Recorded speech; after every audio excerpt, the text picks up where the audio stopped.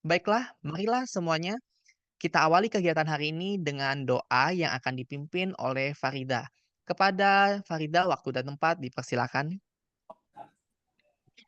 Selamat siang teman-teman. Sebelum kita memulai acara pelatihan pada minggu hari ini, mari kita bersama-sama merangkapkan kedua tangan dan membacakan Parita Wandana agar kegiatan pelatihan kita berjalan dengan lancar.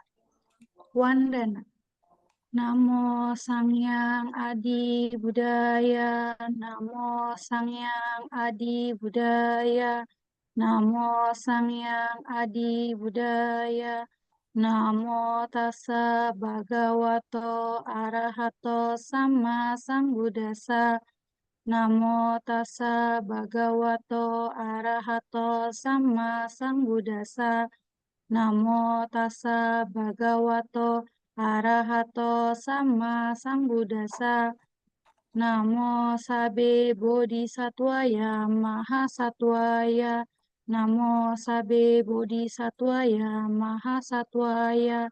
Namo Sabe Bodhisattvaya Mahasattvaya. Sabe Sata Bhawantu Sukhitata, semoga semua makhluk hidup berbahagia.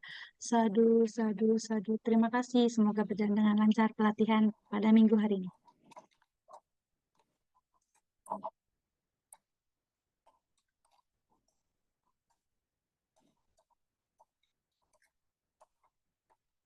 Oke, baik, Ci Farida, terima kasih telah memimpin doa.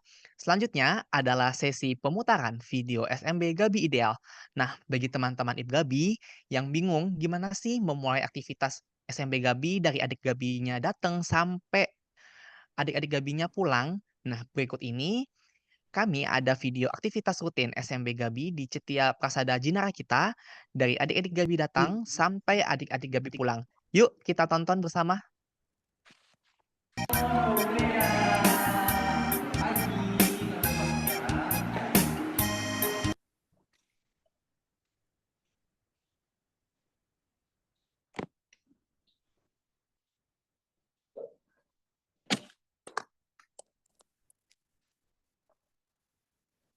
Oke teman-teman, kita tunggu sebentar nih teman-teman ya, ada kesalahan teknis.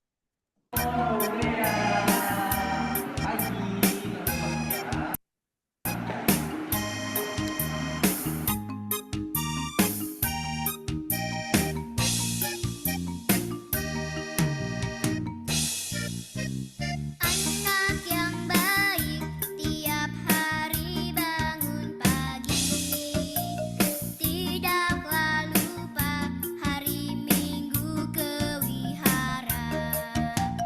Anak yang baik uang jajan tak dihabiskan, sebagian disimpan, sebagian didanakan.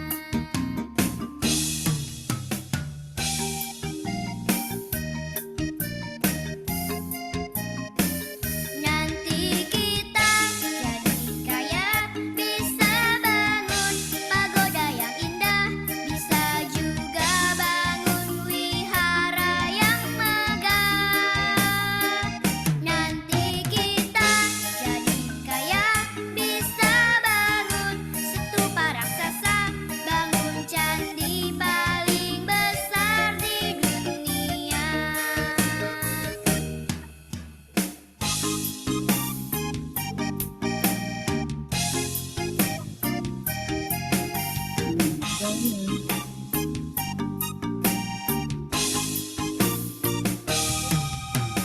Anak yang baik tiap hari bangun pagi, tidaklah lupa hari Minggu ke wihara.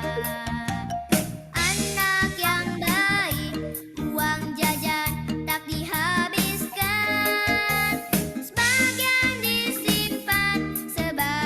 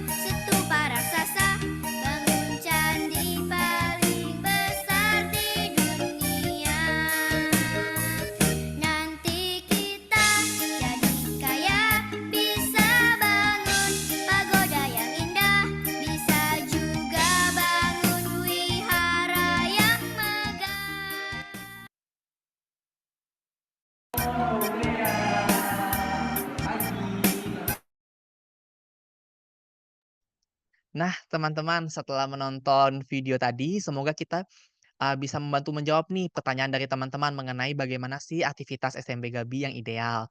Teman-teman juga bisa menerapkannya juga sesuai dengan kondisi atau kondisi wihara atau cetia masing-masing ya. Kami terima kasih juga kepada Cetia Persada Jinara kita karena memperbolehkan kami untuk meliputi aktivitas SMB Gabi di sana. Baiklah, selanjutnya sesi utama kita yaitu adalah pelatihan manajemen kelas bagi pembina SMB Gabi yang akan dibawakan Ibu Melva Yola. Halo Ibu, selamat siang. Apa kabar Ibu? Selamat siang, Jusintri, Namo Buddhaya. Kabar saya baik. Oh, iya. Nah, sekedar info nih teman-teman mengenai profil singkat Ibu Melva. Beliau merupakan co-founder dari Serenity Preschool and Kindergarten and Certified Mindby Preschool Mindfulness Teacher. Nah, di mana kurikulum Mindby ini dirancang untuk membantu anak-anak mengembangkan keterampilan penting seperti kebahagiaan, ketenangan, fokus, dan kepercayaan diri melalui praktek mindfulness. Baik, langsung saja Ibu Melva, waktu dan tempat dipersilakan Ibu. Terima kasih, Jusintri. Selamat siang, Namo Buddhaya, teman-teman semua. Saya izin share screen ya untuk materi hari ini.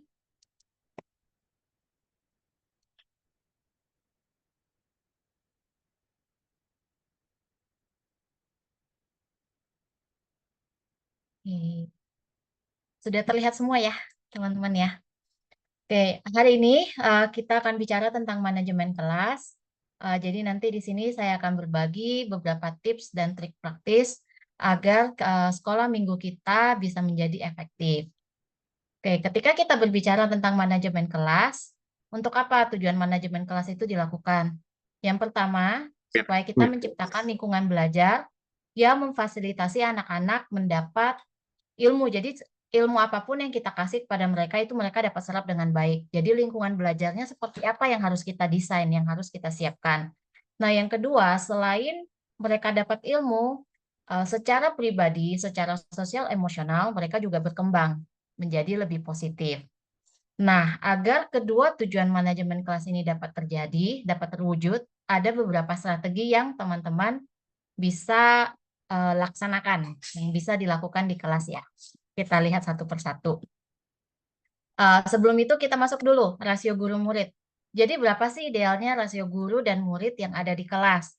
Nah, yang karena teman-teman pembina Gabi, pembina guru-guru sekolah minggu bukanlah guru yang terlatih secara profesional untuk menjadi guru, jadi tidak menjalani pendidikan sebagai seorang guru. Jadi rasionya ini dikecilkan, saya kecilkan ya. Jadi untuk kelas playgroup, kelompok bermain dan TK, kalau di sekolah itu, sekolah biasa itu idealnya 1:8.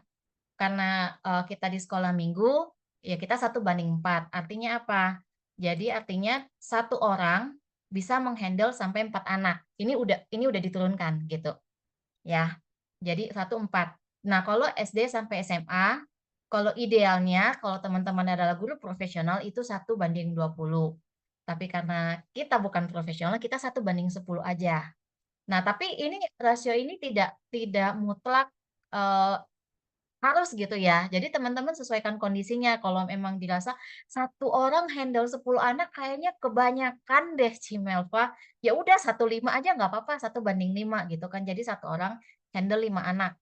Kurang lebih. Jadi artinya gimana? Jadi kalau teman-teman misalnya di dalam kelas itu teman-teman punya anak-anak sekolah minggu 20 orang. Kalau teman-teman pakai rasio 1:4 berarti guru di dalamnya ada berapa? Ada 5 orang. Jadi 1 sebagai guru utama, 4 jadi kayak asistennya, pendamping, guru pendamping. Guru utama itu nanti yang fungsinya adalah dia yang memimpin keseluruhan alur sekolah minggu pada hari itu. Materi pembelajaran utama juga dia yang kasih. Yang 4 sisanya adalah pendukungnya, yang membantu menciptakan suasana kelas lebih baik gitu. Jadi maksudnya rasio itu begitu ya, teman-teman mengerti? Ngerti ya, mudah-mudahan paham. Nanti kalau bingung boleh ditanyakan. Oke, setelah rasio kita akan masuk ke strategi. Strategi manajemen kelasnya apa aja nih? Ada 9. Nah, yang pertama adalah perencanaan dan persiapan. Perencanaan dan persiapan itu yang pertama kita punya kurikulum. Kurikulum ini bagaimana kita menentukan materinya yang akan diajarkan, termasuk di dalamnya cerita dan kegiatan. Kemudian kita punya rencana pembelajaran, di mana di sini kita membuat rencana pembelajaran yang jelas dan terstruktur untuk setiap sesinya. Dari minggu lalu kan Yuliana sudah berbagi ya, dan teman-teman sudah dikasih panduan bagaimana untuk bisa mengakses materi IPGABI yang telah disusun. Nah, jadi kalau teman-teman lihat di dalam sana, sebenarnya di situ sudah disusun rencana pembelajaran yang sistematis. Jadi mulai dari persepsinya, dari sebelum bagaimana kita memulai kelasnya, terus kegiatan utamanya sampai penutupnya itu sebenarnya semua sudah disusun rencana pembelajarannya di sana. Jadi kalau teman-teman belum punya pengalaman sama sekali membawakan sekolah minggu benar-benar sangat baru, atau mungkin tercemplung terpaksa jadi pembina GABI, udah ikutin aja panduannya gitu. Di situ tulis apa, oke saya disuruh ngomong ini, oke. Itu aja, benar-benar dipelajarin panduannya, jalanin gitu. Jadi itu rencana pembelajarannya. Eee, nah kalau teman-teman mengikuti panduan itu cuman satu, yang saya kasih masukan ke teman-teman, mohon dipelajari sampai benar-benar teman-teman Eee, di luar kepala tahu bagaimana membawakan materi itu. Jadi jangan sampai nanti di dalam kelas sambil lihat baca materinya. Apakah itu mungkin buka dari HP gitu ya, oke slide yang ini bacaannya nih. Jadi kita malah bacain catatan kita, bukan kita interaksi dengan anak. Jadi kuncinya pertama, materinya teman-teman rencana yang sudah diberikan itu mohon dipelajari benar-benar. Jadi jangan sampai sambil ngajar, sambil lihat contekan. Jadi ini nggak baik ya. Jadi kalau kayak kita juga, misalnya kita di kelas, di sekolah, teman-teman kan, mungkin ada yang masih SMA, ada yang kuliah, kalau gurunya ngajar tapi nggak lihat kita, baca catatan kan kita juga nggak enak ya, gurunya mah textbook gitu kan ya. Sama anak-anak sekolah minggu juga sama gitu. Karena kunci kita dalam membawakan kelas itu kan sebenarnya interaksi, ada interaksi antara guru dengan anak kan. Jadi Eee, kontak mata itu penting. Jadi ketika kita ngajar, kita lihat mata anak kita satu persatu gitu. Jadi pelajari benar-benar materinya, hafal di luar kepala kalau bisa. Materinya tentu saja disesuaikan dengan kondisi kita ya, kondisi sekolah minggu kita gitu. Mungkin nggak harus semua kita ikutin, mungkin cuman bisanya beberapa, terus mungkin ada yang, "Kalimat ini kayaknya anak sekolah minggu saya nggak ngerti deh, saya aja nggak ngerti," gitu, "ini ngomongnya apa?" Udah diganti aja yang sesuai dengan kita gitu ya. Nah, kemudian yang ketiga di bagian perencanaan dan persiapan itu ada bahan dan peralatan. Jadi di sini kita sediakan bahan ajar, apakah kita perlu buku, kita perlu gambar, kita perlu alat peraga, atau kita butuh perlengkapan seni, itu disiapkan gitu kan. Jadi ini disiapkan sebelum kelas dimulai, jangan pas udah mau mulai terus kucuk kucuk kucuk, cari dulu bahannya di mana ya simpennya kemarin gitu ya. Nah, kemudian di sini itu, saya menyarankan teman-teman mempunyai bahan-bahan yang wajib ada di sekolah minggu. Bahan-bahan ini tuh, apa saja? Yang pertama bisa pensil warna, atau krayon, atau spidol warna. Kemudian ada kertas origami, ada kertas bekas untuk menggambar, menggambar bebas ya, atau emang kalau kebetulan kegiatannya menggambar yang emang perlu kertas baru, ya kertas baru, gitu. Tapi kalau nggak ada kertas gambar ya kertas yang bekas, belakangnya masih kosong, satu sisi udah kepakai nggak apa-apa, yang belakangnya masih kosong untuk anak menggambar bebas.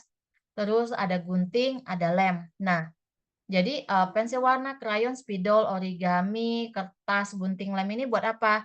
Buat, kalau teman-teman emergensi dadakan butuh kegiatan tambahan gitu kan, itu tuh selalu bisa menjadi pengisi kegiatan yang baik gitu. Jadi tinggal kasih, "Oke hari ini origami terserah mau ngelipat apa," atau, "Yuk kita gambar apa," gitu. Teman-teman bisa langsung pakai gitu. Jadi itu untuk mengisi kegiatan bebasnya. Kemudian, yang keempat itu persiapan prakelas. Persiapan prakelas itu apa? Sebelum kelas dimulai di hari itu, jadi di hari Minggu. Jadi, teman-teman kalau bisa di sekolah Minggu itu datanglah paling telat 30 menit sebelum kelas dimulai, gitu. Kalau bisa 1 jam sebelumnya, lebih baik lagi sebenarnya. Tujuannya kenapa? Teman-teman datang lebih duluan ke kelas, ke sekolah Minggu. Pertama, untuk mempersiapkan ruangan. Apakah mungkin ruangan itu perlu dibersihkan terlebih dahulu? ya kan? Karena mungkin, saya nggak tahu tips sekolah minggu kan berbeda, ada mungkin yang bisa datang di hari Sabtu kumpul untuk mempersiapkan ruangan, ada yang tidak bisa. Nah, yang tidak bisa ini, dia perlu datang lebih duluan untuk menyiapkan ruangan kelas. Terus setelah itu menyiapkan materi-materi pembelajaran yang akan dilaksanakan di kelas pada hari itu, gitu. Kalau dia perlu ngeprint dulu, siapin materinya segala macam, itu semua udah ada di kelas, udah ready, udah siap.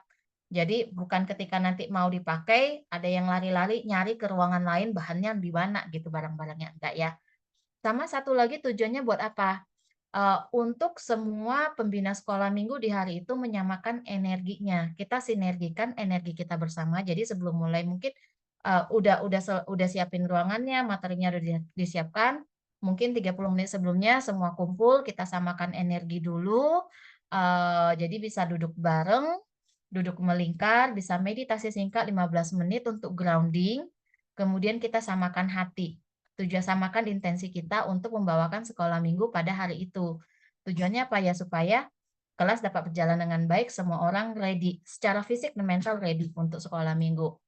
Nah, di grounding itu tuh jadi di penyamaan energi di grounding ini teman-teman bisa selain meditasi singkat, teman-teman juga bisa mungkin pakai afirmasi positif. Jadi misalnya kayak, bisa pakai metode tapping, tapi dengan afirmasi positif misalnya, "Mata, mataku melihat yang baik.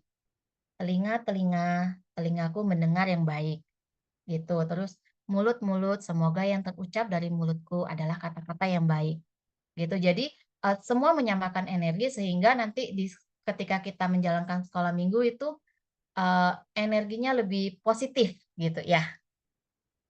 Jadi ini untuk perencanaan dan persiapan, kemudian kita lihat yang kedua. Yang kedua adalah pendekatan pembelajaran yang variatif. Ada apa saja? Yang pertama, metode pengajaran. Di sini kita menggunakan berbagai metode seperti bisa pakai cerita, drama, permainan, lagu, dan kegiatan seni.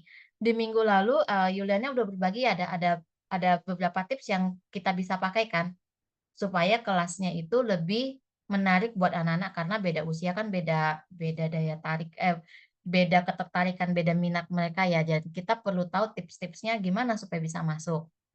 Nah, jadi di sini teman-teman modifikasi lagi materi yang sudah dibagikan, sesuai dengan kondisi sekolah minggu masing-masing karena tidak sama. Tiap tiap kota itu, tiap daerah tuh nggak sama.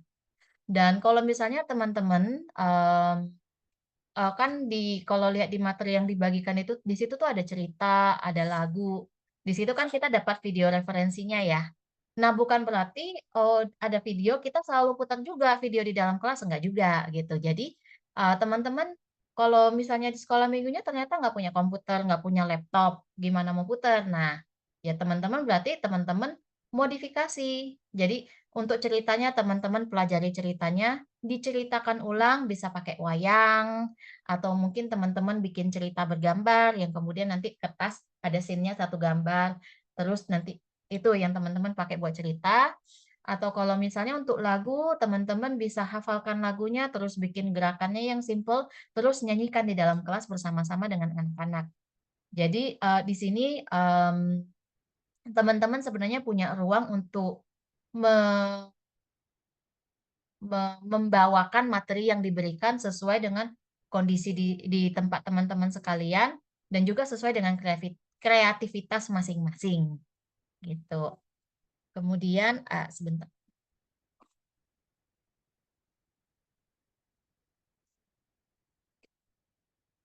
Kemudian yang kedua, kita ada penyesuaian dengan usia, di mana kita menyesuaikan materi dan metode dengan usia dan tingkat pemahaman anak-anak.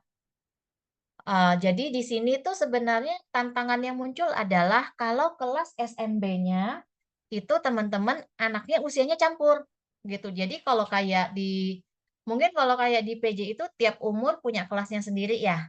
Tapi ada yang campur kan, karena muridnya sedikit, gurunya sedikit. Nggak mungkin, maksudnya kalau muridnya cuma 5, yang TK 1, SD kelas 1 sampai 3 1, kelas 4 sampai 6 2, SMP 1, masa mau dipisah? Gurunya cuma 1 gitu kan, nah itu nggak mungkin. Nah, tantangan muncul ketika kita punya, murid yang, usianya campur tapi kelasnya cuma 1.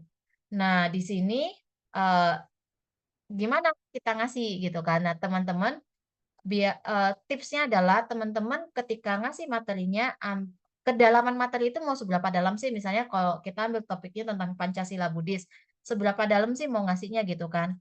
Ambil yang rata-rata gitu, ambil yang rata-rata. Jadi, kalau teman-teman anak paling kecilnya ada yang SD kelas 1, paling gedenya ada SMP, berarti ambil yang tengah-tengah. Jadi ketika kita ngomong ngomong misalnya Pancasila Buddhis kan ada yang menghindari perilaku asusila, ya jangan ngomong soal seks bebas segala macam karena yang SD kelas 1 nggak connect kan. Jadi diturunkan, diturunkan misalnya tidak menyakiti teman gitu ceritanya untuk kesenangan kita sendiri. Diturunkan jadi situ dimodifikasi. Tapi nanti, mmm, teman-teman bisa bagi kalau sudah misalnya sesi diskusi udah ya, udah sesi diskusi tentang Pancasila itu, nanti yang kecilnya dikasih lembar kegiatan atau dikasih aktivitas bikin prakarya, yang besarnya bisa diskusi. Jadi dibagi 2 gitu. Jadi yang kecil sibuk melakukan sesuatu dengan tangannya, yang besar teman-teman boleh ajak diskusi lebih dalam untuk topik yang dibawakan di hari itu. Nah, contoh contoh lainnya misalnya nih, kalau teman-teman cuma punya satu lembar kerja yang misalnya kayak gini yang mau dibagikan ke anak-anak ya untuk dikerjakan, tapi ternyata kelasnya mix gitu kan. Terus ini bagaimana dimodifikasi supaya satu lembar ini semua kelas bisa pakai, semua umur bisa pakai. Nah, jadi ini, bendera Buddhis ya topiknya ya, di sini bisa kalau kelas menempel guntingan kertas origami menjadi bendera Buddhis. Kalau anak-anak yang masih, playgroup, masih kelompok bermain, teman-teman bisa kasih mereka kertas origami suruh sobek. Sobek, sobek dulu yang biru, bikin jadi bola-bola kecil, habis itu minta tempel sebelah kiri. Nah, kalau yang SD kelas 1 mungkin kasih kertas origami, kasih gunting, suruh mereka gunting, gunting kecil-kecil tempelin. Nah, kalau kelas yang lebih besar mungkin kasih aja krayon, kasih krayon atau kasih pensil warna suruh mereka, warnain, kalau yang lebih besar lagi kasih kertas kosong suruh mereka lukis. Jadi satu materi, teman-teman bisa modifikasi sesuai dengan umurnya masing-masing, gitu. Nah, terus kalau yang belum bisa nulis, bagian yang harus nulis mereka tidak usah tulis, ya kan? Jadi teman-teman modif. Nah, terus ada pertanyaan berikutnya sebenarnya, perlu nggak sih setiap lembar kerja dinilai? Nah, ini jawabannya tergantung. Kalau anak-anak yang datang ke sekolah minggu teman-teman adalah anak-anak yang mendapatkan nilai pelajaran agama dari sekolah minggu, ya dinilai. Tapi kalau nggak perlu gitu kan. Nggak perlu dinilai. Nah, kalau anak-anak, untuk yang kelas KB sama TK, nggak usah dinilai pakai 100, 90, 80 gitu ya, Pak, A plus, B, C, enggak. Jadi mereka dikasih aja pakai bintang. Jadi kalau bagus ya kasih bintangnya 3, kalau kurang bagus ya bintangnya 2 apa 1 gitu kan. Nah, kalau yang kelas besar boleh pakai A, pakai B, boleh pakai angka apa pakai huruf penilaiannya, jadi bebas.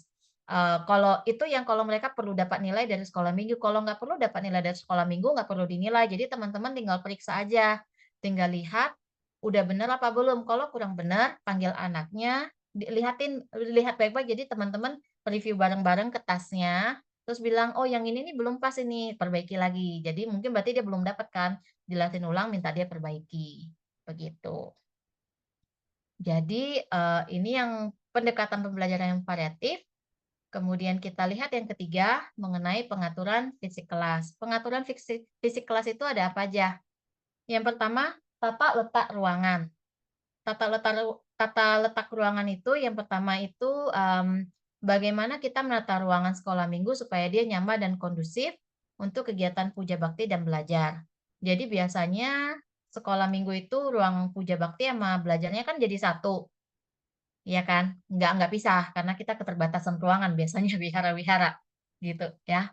Jadi itu gimana caranya teman-teman atur. Jadi, habis rata-rata sih habis puja bakti simpen bantal, keluarin meja, biasanya sih begitu ya. Nah itu, jadi teman-teman atur itu, terus dilihat lagi apakah ada barang-barang yang tidak sesuai untuk anak-anak itu. Kalau kalau nggak sesuai mungkin boleh dipindahkan atau apa. Jadi teman-teman bisa analisa kembali ruangannya. Termasuk juga nanti kalau misalnya, eee, nah tata letak ruangan ini sebenarnya bisa fleksibel ya teman-teman ya, dikondisikan. Kadang mungkin teman-teman, perlu pakai ke meja, kadang mungkin teman-teman nggak perlu pakai meja, kadang mungkin perlu duduknya melingkar dalam satu lingkaran besar, kadang mungkin duduknya dalam lingkaran kecil berkelompok. Jadi ini teman-teman atur supaya ruangan teman-teman itu bisa memadai untuk semua kebutuhan itu. Nah, yang kedua adalah kebersihan dan kerapian. Jadi sudah pasti kita semua merasa lebih nyaman untuk belajar dalam lingkungan yang bersih dan rapi, bukan? Ya nggak sih teman-teman? Kalau kotor, debuan, pasti nggak demen kan? Gitu. Nah, sama teman-teman harus perhatikan juga ruangan kelas tempat teman-teman pakai untuk sekolah minggu itu, pastikan dia bersih dan nyaman. Bersih dan rapi sehingga anak-anak nyaman terus lebih konsen untuk dia belajar. Jadi kalau teman-teman datang bawa tas, tasnya letak yang rapi di satu sisi ruang sekolah minggu, jangan nanti ada yang satu di pojok kiri, satu pojok depan, satu pojok belakang gitu. Jadi disusun yang rapi. Jadi anak-anak terbiasa juga melihat eee, kakak-kakak pembinanya itu rapi. Jadi mereka punya, termasuklah dalam bawah sadar mereka. Ini juga termasuk dengan ketika teman-teman meletakkan sandal alas kaki di depan ruangan, di ruangan sekolah minggu. Jadi tergantung ya, kalau kayak di PJ kan sendalnya di bawah, ada yang sekolah minggu yang sendalnya letaknya di depan ruang sekolah minggu, nggak ada rak-raknya malah. Nah, jadi yang itu, teman-teman mulai kalau masih berantakan mulai mulai contohkan dengan juga meletakkan sendal juga disusun dengan yang rapi gitu. Kemudian yang ketiga, dekorasi. Nah, dekorasi ruangan itu teman-teman bisa gunakan dekorasi yang menarik dan relevan sesuai dengan, tema pelajaran pada hari itu atau mungkin kalau ada kegiatan hari besar Buddhis di sana. Nah, dekorasi ini biasanya berhubungan dengan rutin bulanan atau tahunan yang akan kita bahas nanti di poin berikutnya. Sampai sini teman-teman bisa ngikutin semua? Bisa ya? Saya nggak kecepatan kan ya ngomongnya ya? Oke, kita lanjut ya. Sebentar, eh,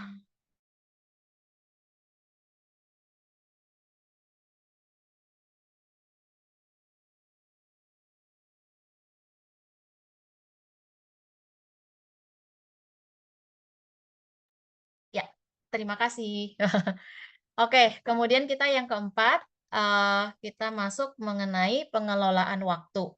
Nah, pengelolaan waktu ini yang pertama kita tentang jadwal, eee, kit jadwal tetap. Kita harus punya jadwal yang konsisten untuk memulai dan mengakhiri kelas. Jadi, oh ya nanti ada contohnya di bawah. Kemudian, yang kedua kita punya ritme atau rutin yang jelas. Di sini tuh kita ada ritme harian, ritme bulanan, rutin harian, rutin bulanan, rutin tahunan. Rutin harian, bulanan, tahunan nanti saya akan kasih contohnya di slide berikutnya. Nah, kegiatan breathing in dan breathing out itu apa? Breathing in itu kegiatan yang di mana biasanya anak-anak masuk ke dalam diri dia. Jadi biasanya kegiatannya tuh lebih tenang. Seperti misalnya ketika dia meditasi, ketika dia mendengarkan cerita, itu adalah kegiatan breathing in di mana dia tidak mengeluarkan banyak energi. Kegiatan breathing out adalah kegiatan di mana anak mengeluarkan banyak energi. Contohnya ketika dia bermain, misalnya teman-teman bikin kegiatannya main petak umpet, main kucing tikus, itu kegiatan breathing out karena energi dia keluar. Atau mungkin menari.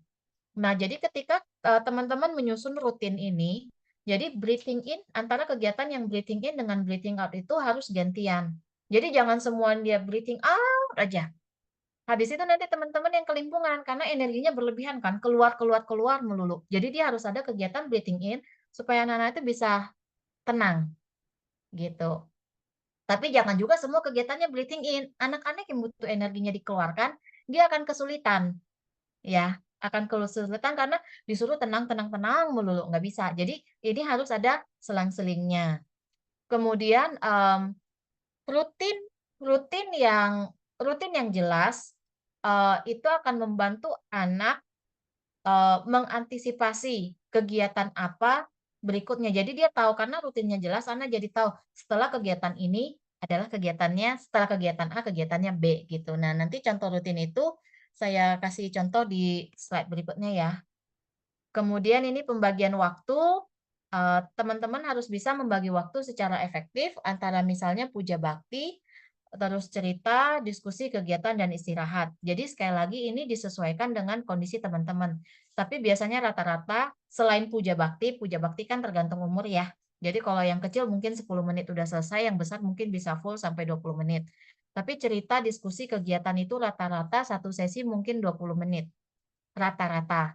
Ada yang mungkin perlu 30 menit, tapi rata-rata 20 sampai 25 menit. Nah, sekarang kita lihat ya. Contoh jadwal yang dimaksud dengan jadwal apa sih? Contoh jadwal. Jadwal SMB misalnya mulai jam 9 selesai jam 11. Ini adalah jadwal. Jadi teman-teman punya jadwal harus konsisten. Ada sekolah minggu yang jadwalnya mengikuti jadwal kebaktian orang dewasa. Jadi kalau kebaktian orang dewasanya cepat selesai, sekolah minggunya ikutan cepat selesai. Kalau kebaktian orang dewasanya lama selesainya karena mungkin ceramah hari itu panjang, sekolah minggunya juga ikutan lama. Nah, jangan begitu, itu jadwalnya tidak konsisten. Jadi teman-teman harus punya, kalau yang jadwalnya masih belum konsisten, tolong di-fix-kan. Misalnya jam sekian sampai jam sekian. Jadi tujuannya apa? Anak-anak itu juga tahu, anak-anak perlu jadwal yang fix gitu ya. Jadi orang tua juga tahu kalau misalnya jam 9 sampai jam 11 itu jadwal sekolah minggu. Kalau misalnya kebaktian orang tua udah selesai, orang tuanya yang menunggu biar anaknya bisa mengelarkan sekolah minggu terlebih dahulu. Nah, terus kalau misalnya ternyata sekolah minggunya udah selesai jam 11, ternyata kebaktian orang tuanya belum selesai. Apakah terus gimana? Gitu kan. Mungkin teman-teman nggak enak ya, anak-anaknya masih ini nih, udah selesai orang tuanya belum, masa dipulangin, nanti kan mereka terganggu atau apa gitu ya. Nah, teman-teman itu perlunya menyiapkan permainan-permainan yang bisa dimainkan di dalam kelas, setelah kegiatan sekolah minggu selesai. Misalnya apa? Permainannya yang bukan pakai gadget ya teman-teman ya. Misalnya ular tangga, Uno, Halma, terus bisa juga Jenga atau board games. Sekarang kan banyak board games yang cakep-cakep tuh. Nah, teman-teman perlu siapkan itu sebenarnya di sekolah minggu. Supaya anak-anak ini ketika ada waktu kosong mereka main dengan permainan yang disediakan itu bukan dengan gadgetnya, gitu ya. Nah, terus contoh rutin. Rutin itu tadi saya bilang ada rutin harian. Rutin harian itu apa? Misalnya datang kebaktian. Kemudian ada pembukaan kelas sekolah minggu misalnya dengan tepuk gabi. G, A gitu ya. Misalnya pembukaannya itu atau kalian mungkin pembukaannya kalian setelah tepuk gabi itu kalian pasti nyanyi lagu Wake up in the morning with the sun shining bright. Ya kan, apa Going to Sunday School misalnya lagunya itu. Jadi itu pembukaan misalnya. Habis pembukaan mungkin kalian masuk ke aktivitas satu. Aktivitas satunya diskusi mungkin atau kalian menerangkan materi. Terus ada transisi, misalnya ya ini misalnya ada transisi terus kalian masuk ke aktivitas 2 yang mungkin bikin prakarya. Misalnya habis itu ada penutup. Ini rutin harian. Nah, kalau tadi teman-teman lihat video yang disampaikan, yang ditayangkan di depan itu rutinnya bahkan dari datang. Jadi dari datang itu anak-anak tahu tuh rutinnya apa. Begitu dia sampai ke wihara, dia pasti disapa oleh kakak-kakak pembina sekolah minggu. Itu sudah bagian dari rutin. Gitu. Begitu disapa dia tahu habis apa. Mungkin lepas sendal. Habis lepas sendal dia masuk, ya kan? Habis itu mulai kebaktian. Nah, tadi ada yang kebaktiannya macam-macam. Di kebaktian itu sendiri ada rutinnya. Kalau nggak salah tadi yang di Cetia PJ itu ada yang anak-anak bantu siapkan mulai dari persembahan di altar dia bantu persiapkan. Itu masuk dalam rutin gitu. Jadi ini teman-teman sesuaikan rutin di dalam sekolah minggu teman-teman itu seperti apa? Apakah dari mulai awal masuk dia datang di depan pintu sampai kita dadah sampai ketemu minggu depan nama budaya. Itu udah ada semua dan itu setiap minggu harus sama. Jadi anak tahu, karena kenapa? Anak-anak butuh kepastian. Sama kan kayak teman-teman yang kalau masih sekolah gitu, kalau nggak ada rutin yang jelas, hari ini datang ke sekolah harusnya tiba-tiba ada senam pagi ini, padahal biasanya nggak ada tuh. Tiba-tiba senam, habis senam ternyata langsung istirahat, habis itu ternyata disuruh kerja bakti gitu kan. Teman-teman kan nggak expect gitu, nggak expect ya, nggak memprediksi kok bisa begini sih, jadi harusnya kita ngapain nih, kapan kita belajarnya gitu kan. Misalnya jadi rutin ini penting, jadi anak-anak tahu apa yang diharapkan dan ketika teman-teman udah fix ke rutin ini dia sama. di dalamnya ini aktivitas ini bisa berubah. Nah, untuk durasinya itu kembali lagi disesuaikan. Jadi ketika kita ngomong rutin ini durasinya nggak harus angka fiksi, pokoknya 20 menit harus selesai, ya enggak gitu kan. Kalau ternyata emang dia butuh waktu lebih lama, nggak apa-apa. Kalau dia butuhin lebih cepat selesainya juga nggak apa-apa gitu. Jadi yang penting habis kebaktian kegiatannya ini, habis pembukaan kegiatannya ini, itu yang. Nah, kemudian setelah rutin harian, kita punya yang namanya rutin bulanan. Rutin bulanan itu adalah kegiatan yang selalu dilakukan setiap bulannya. Misalnya, perayaan ulang tahun bersama di minggu keempat. Jadi, setiap minggu keempat pasti ada perayaan ulang tahun. Gitu. Jadi anak-anak juga udah tahu nih. Berarti minggu keempat akhir bulan ada yang ulang tahun, kita ulang tahun berarti kalau perayaan ulang tahun berarti apa? Berarti mereka bisa expect mereka mungkin makan kue, itu satu, mereka nyanyi lagu selamat ulang tahun. Jadi mereka tahu apa yang di-expect di setiap perayaan ulang tahun, gitu. Nah, kemudian setelah itu kita ada rutin tahunan. Yang namanya rutin tahunan, biasanya ini berhubungan dengan festival atau event tahunan. Ya, pokoknya setahun sekali kejadiannya. Nah, misalnya perayaan Waisak. Perayaan Waisak ini, jadi untuk rutin tahunan ini biasanya persiapannya itu lama. Jadi kalau kita mau Waisak, mungkin di bulan Waisak itu di minggu pertama, teman-teman sudah mulai persiapan Waisak. Jadi minggu pertama itu kita ajak anak-anak membersihkan wihara. Jadi kegiatan di minggu pertama bulan Waisak, anak-anak adalah membersihkan wihara untuk menyambut bulan Waisak. Untuk menyambut hari Waisak ya. Di minggu keduanya, teman-teman bisa ajak anak-anak membuat dekorasi Waisak. Mungkin melipat origami lotus, membuat gantungan bendera Buddhis, kemudian udah selesai terus digantung. Kemudian di minggu ketiganya, teman-teman bisa bikin kegiatannya mungkin menyiapkan bingkisan Waisak. Biasa kan Waisak suka ada bagi beras segala macam. Anak-anak, jadi itu kegiatannya bikin. Nah, kemudian di minggu keempatnya perayaan Waisaknya ya, misalnya ya.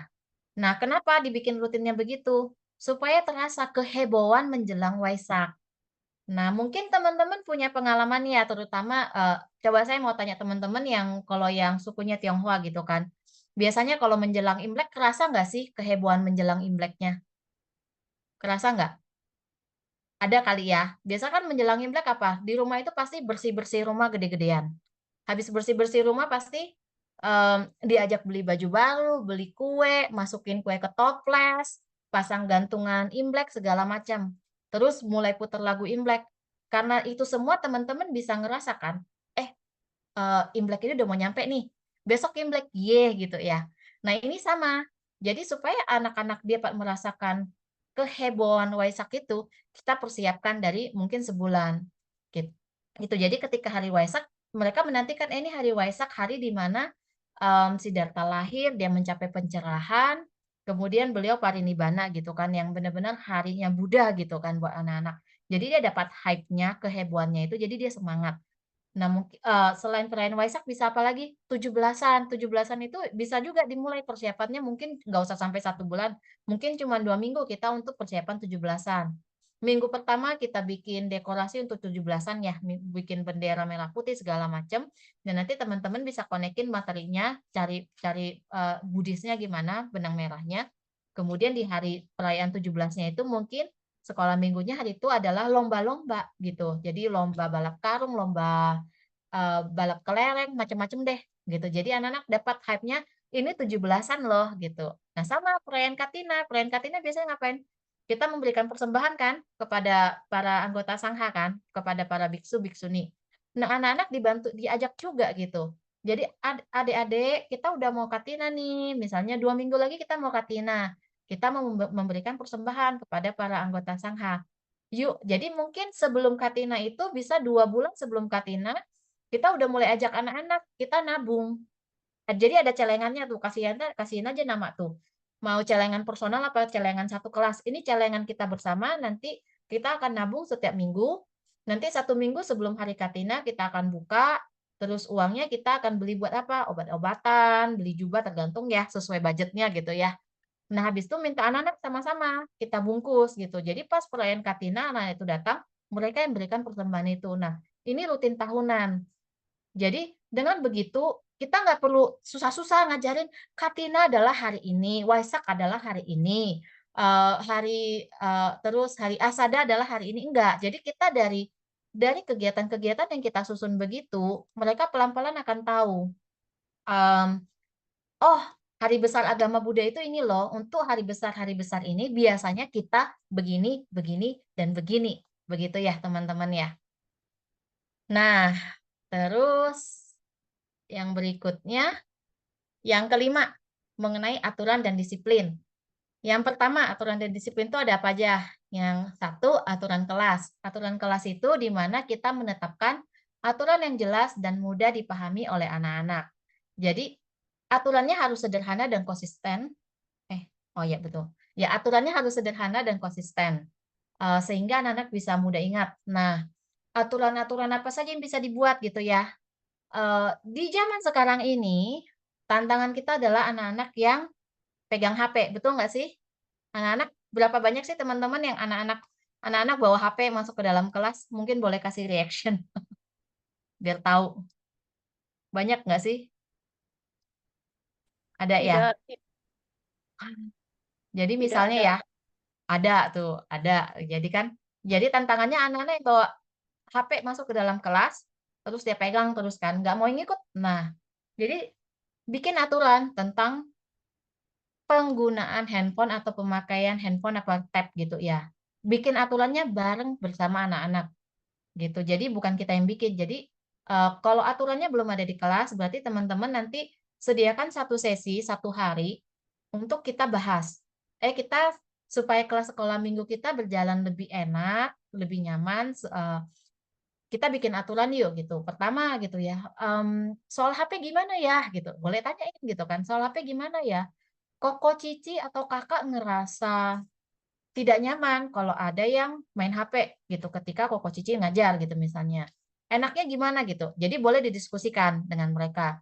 Tapi pastikan hasil diskusinya sesuai mau kita gitu ya.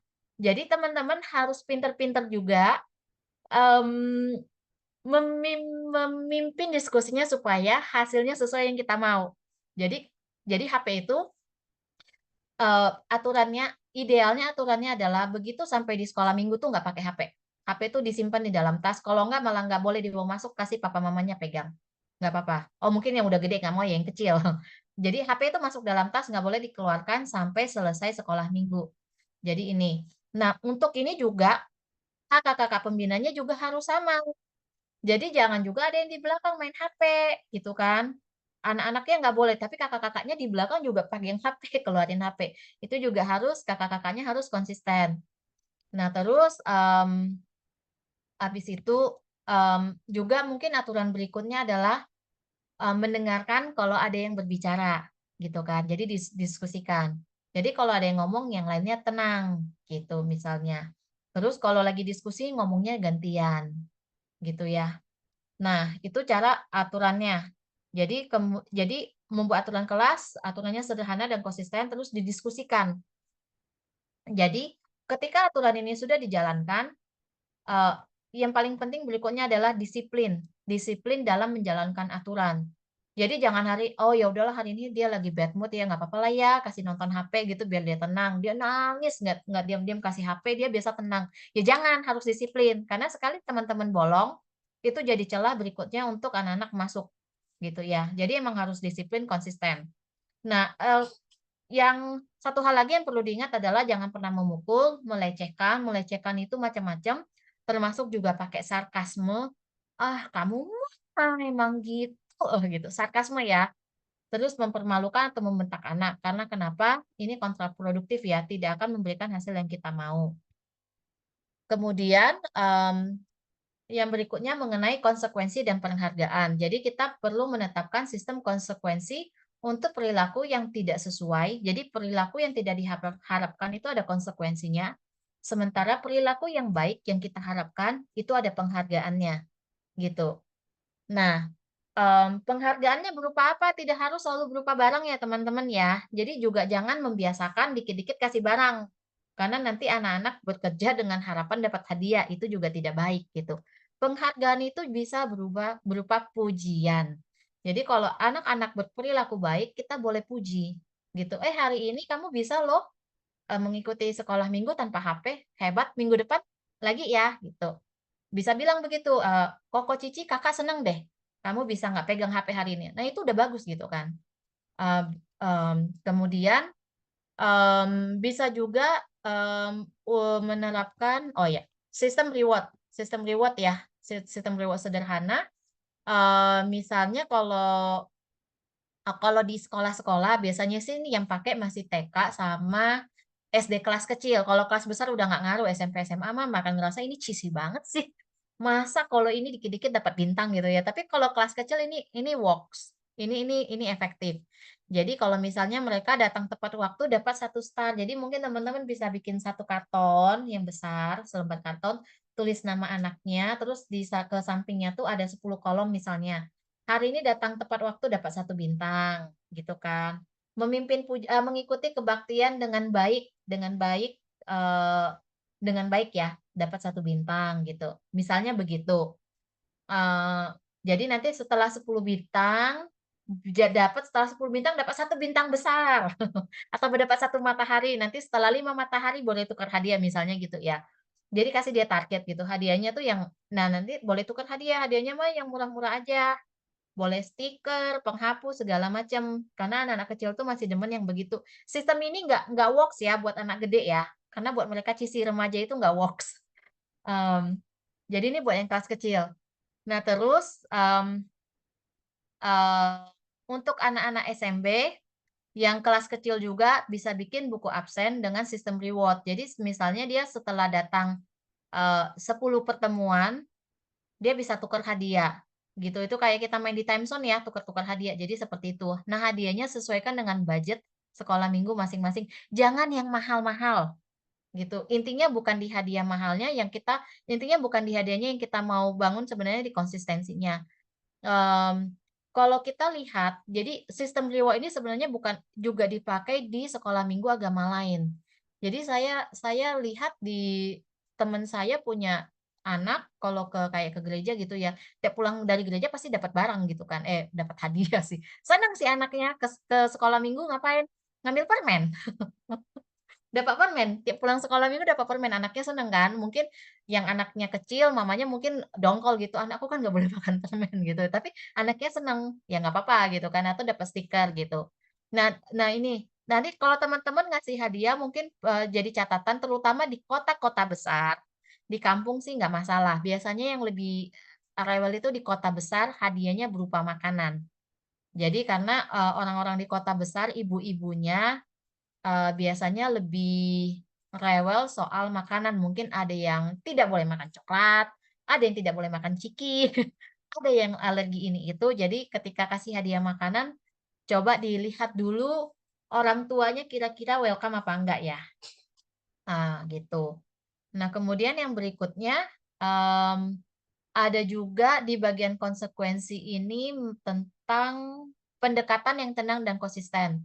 Jadi kadangkala ada kejadian di mana anak-anak menunjukkan perilaku yang tidak diinginkan di dalam kelas, betul nggak teman-teman?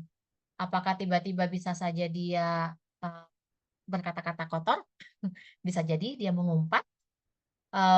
Kalau pakai HP itu masih mild gitu kan, masih mild itu nggak apa-apa. Tapi mungkin yang kalau tiba-tiba dia mengumpat, dia, mengeluarkan kata-kata kasar ya ke teman-temannya, atau mungkin tiba-tiba dia mukul temannya jadi berantem, bisa tiba-tiba berantem.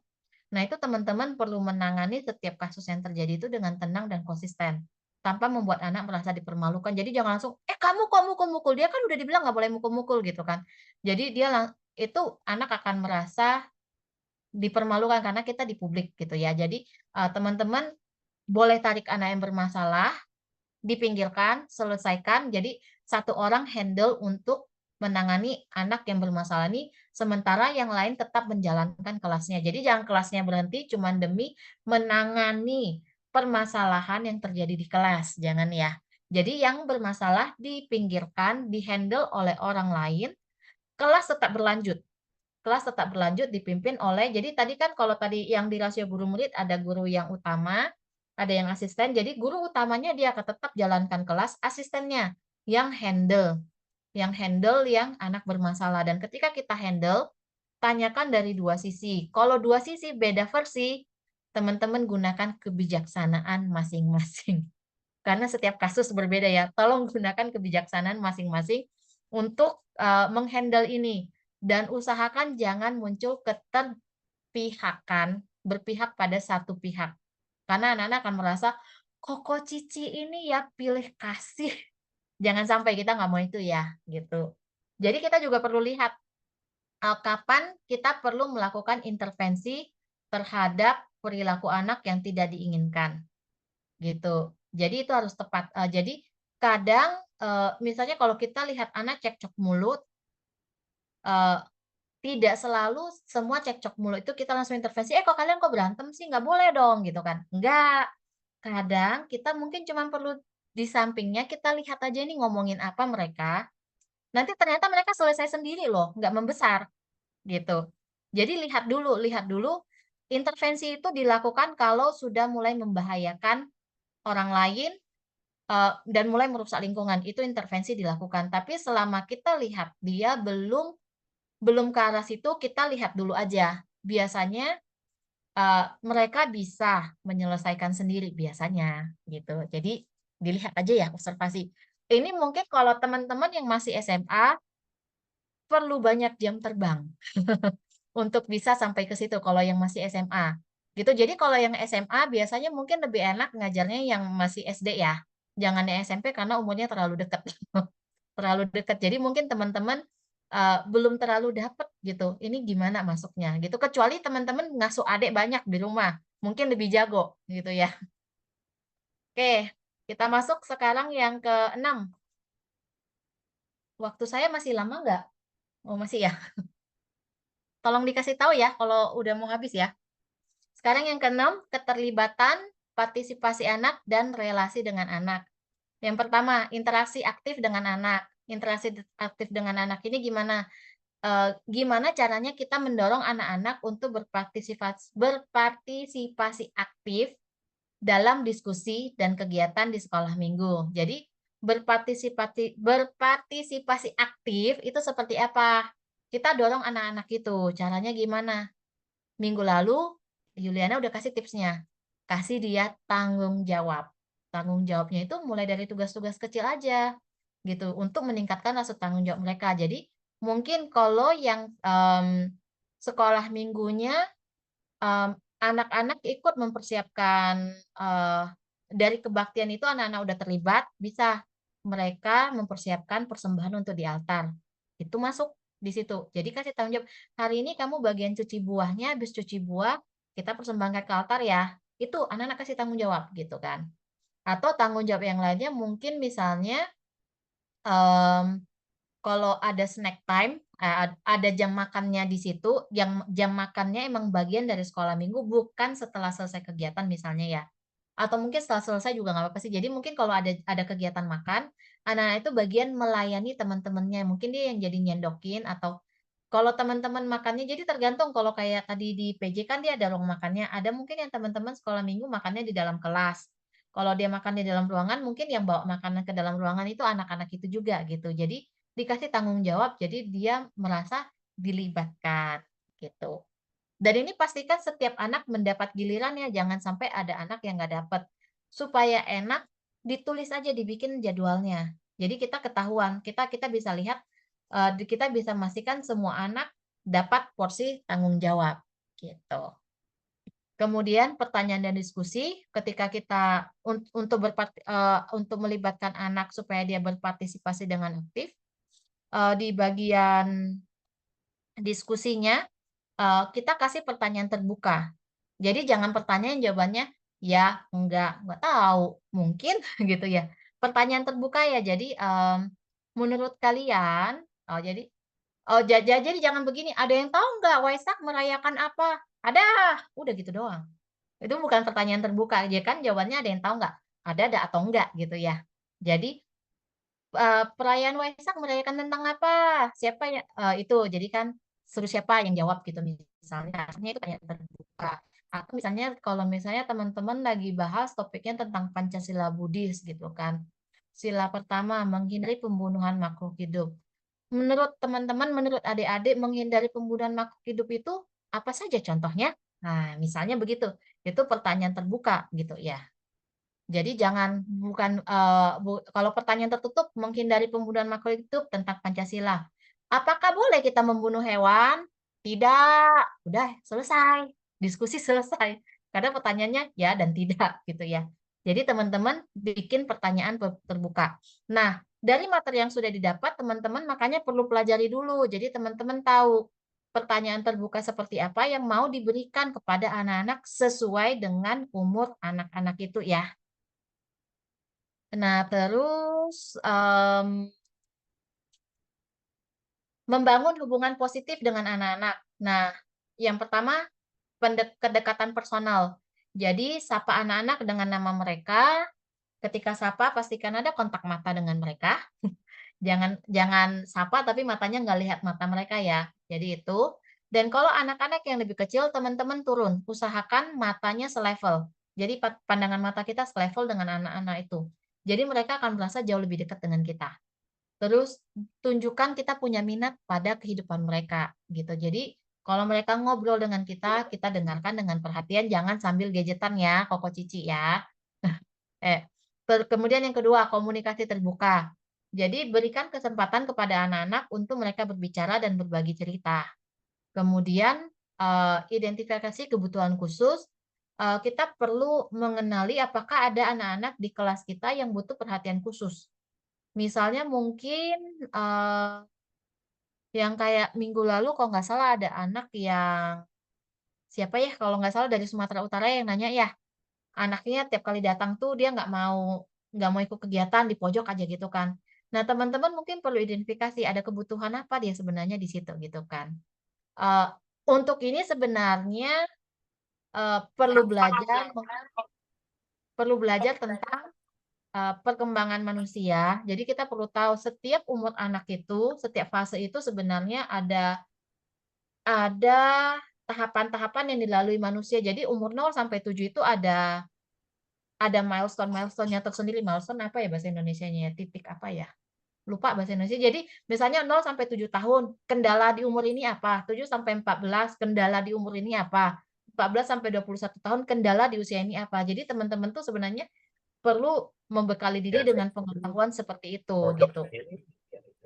Kemudian ketika kita sudah tahu, kita kasih dukungan yang diperlukan untuk itu gitu. Kemudian pendekatan individual sudah pasti itu perlu. Jadi sesuaikan. Tapi ini ya ini jam terbang lah ya pendekatan individual ya. Jadi sesuaikan pendekatan pengajaran dengan kebutuhan dan kemampuan individual anak. Jadi ini teman-teman yang mungkin sudah lebih mapan bisa bisa tahu, oh anak ini kayaknya nggak works deh kalau aku ngajarnya begini, dia harusnya pakai cara yang ini. Itu perlu banyak banyak interaksi, banyak jam terbang, jadi nggak apa-apa gitu. Jadi teman-teman emang teruslah semangat. Oke, yang ketujuh, suara dan bahasa. Yang pertama penggunaan suara. Penggunaan suara, itu ada apa aja. Jadi kita punya intonasi, volume, kejelasan bicara. Nah, di intonasi oh nggak ada. Ya, di intonasi ini, intonasi dan ekspresi ya. Intonasi yang tepat dapat menekankan pentingnya materi yang disampaikan dan juga membantu menjaga perhatian anak. Jadi, minggu lalu Yuliana juga udah kasih contoh ketika dia cerita ya, di mana dia pakai intonasi dan ekspresi. Kemudian penggunaan ekspresi suara yang bervariasi juga dapat mencegah kebosanan dan meningkatkan pemahaman. Dan kadang-kadang intonasi tidak perlu ya teman-teman coba cari ya gitu. Kemudian yang kedua ada volume. Volume suara itu penting untuk memastikan semua anak dapat mendengar instruksi yang jelas tanpa merasa terganggu. Jadi kerasnya tidak terlalu keras sampai merasa orang dengarnya ini kok kayak teriak-teriak gitu ya. Tapi yang Eee, mantep gitu, tegas gitu ya, suaranya nggak terlalu keras juga nggak terlalu pelan gitu.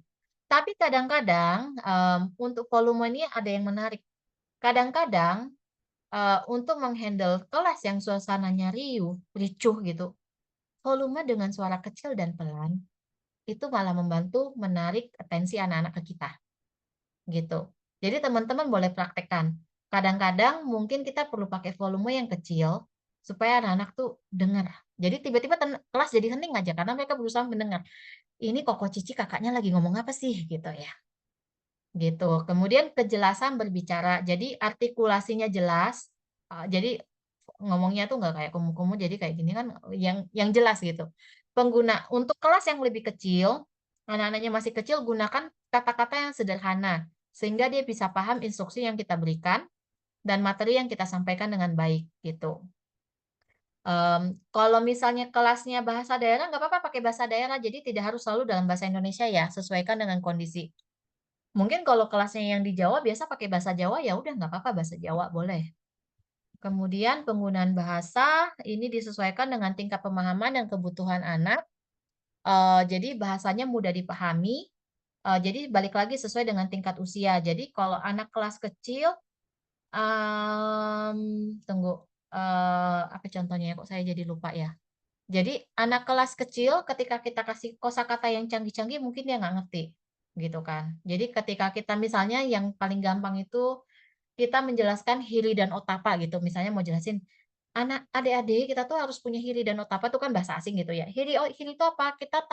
Hiri itu malu berbuat salah ya. Malu ketika kita berbuat salah gitu. Jadi kasih contoh yang mereka bisa pahami. Misalnya nih ya, kalau cubit temen sebelum cubit itu harus malu dulu tahu gitu. Karena kenapa?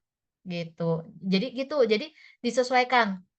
Kalau kelas yang lebih besar, hiri otapa itu kita dijelaskan hiri itu apa? Kesadaran di dalam kita yang memberitahu kita bahwa kita malu ketika kita melakukan kesalahan. Bahasanya kan beda gitu ya. Jadi sesuaikan sehingga anak-anak bisa pahami. Terus usahakan gunakan bahasa yang positif ketika menyampaikan itu jangan yang negatif. Jadi instruksinya juga jelas.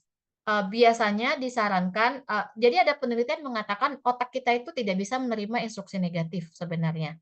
Jadi terutama kalau di anak kecil nih biasanya mungkin yang pembina sekolah minggu di sini yang sudah punya anak pasti lebih pernah dengar gitu ya. Kalau anak-anak dibilang jangan lari, yang didengar itu adalah kata larinya, kata jangan itu nggak kedengeran. Jadi pasti yang tetap lari gitu. Jadi kalau misalnya anak lari-larian, kita mau dia tidak lari, kita bilang berjalan. Ayo berjalan, berjalan, berjalan gitu. Jadi diganti. Kemudian perhatikan juga penggunaan bahasa tubuh ya teman-teman ketika di dalam kelas. Jadi bahasa tubuh kita yang positif juga. Jadi kadang tuh ada bahasa tubuh yang negatif kan, terutama kalau kita lagi sarkas gitu. Sarkasme tidak disarankan untuk digunakan ya teman-teman karena kan sarkasme itu ya nggak baik lah ya. Kita aja juga nggak suka kan disarkasin gitu. Anak-anak juga sama gitu. Terus habis itu kita ada komunikasi dan kolaborasi. Yang pertama dengan orang tua. Jadi kita berikan informasi kepada orang tua tentang apa yang dipelajari oleh anak-anak mereka dan bagaimana mereka bisa mendukung di rumah gitu. Jadi ini medianya bisa apa? Bisa teman-teman sharing lewat WhatsApp grup kalau punya grup sekolah minggunya atau jadi tinggal kasih aja rangkumannya. Oh hari ini kita belajar ini gitu ya Koko Cici ya gitu. Ya bilang ke orang tuanya, "Hari ini anak-anak belajar tentang ini," udah selesai. Atau bisa publikasi di media sosial. Jadi teman-teman bikin video reels atau foto-foto posting di IG sekolah minggu, terus dikasih caption, "Hari ini anak-anak kegiatannya ini," gitu kan. Atau mading wihara kalau masih punya mading, gitu. Bisa aja di-print 1 lembar, itu mading. Kemudian, komunikasi yang kedua dengan sesama pembina GABI. Jadi kita perlu bekerja sama dengan sesama pembina ya untuk merencanakan dan mengelola kelas. Terus kalau bisa, usahakan gantian memimpin kelas. Jangan tiap minggu, tiap bulan selama 1 tahun, itu aja yang mimpin kelasnya. Jadi digilir. Digilirnya boleh per bulan atau per 2 minggu, atau per minggu. Jadi teman-teman diskusikan. Jadi teman-teman juga perlu pikirkan regenerasi pembina GABI ya di sekolah minggu masing-masing. Jadi kalau yang sudah terbiasa memimpin juga perlu kerelaan memberikan kepada orang lain untuk memimpin. Ingat kita tidak selamanya ada di sekolah minggu. Perlu ada regenerasi orang lain yang menggantikan kita di sekolah minggu itu. Jadi bergantian. Kemudian di sini juga ada satu tantangan lain yang mungkin teman-teman pernah hadapi. terutama kalau di dalam ruang kelas itu pembina gabinya banyak nih, koko cici atau kakaknya di dalam kelasnya banyak. Ternyata ketika kita lagi ngajar di depan, teman kita tuh malah ajak anak-anaknya main atau ngobrol di belakang. Pernah nggak ada yang ngalamin? Ada ya? Nah, di situ bisa diingatkan kita bilang, misalnya gini ya, "Oh, Kakak Tony, boleh tolong ajak si Budi dengerin dulu ya." Jadi ditegur aja langsung gitu, jadi diingatkan gitu ya. Sama nanti, diingetin lagi. Jadi teman-teman ingat, di sekolah minggu itu emang kita perlu membangun kedekatan personal dengan anak-anak, tetapi ketika teman kita sedang memberikan materi di depan, mohon dukung teman kita yang di depan. Kita bantu anak-anak untuk fokus ke sana, jangan kita asik main dengan adik-adiknya di belakang ya, gitu. Nah, satu lagi, dengan pengurus wihara.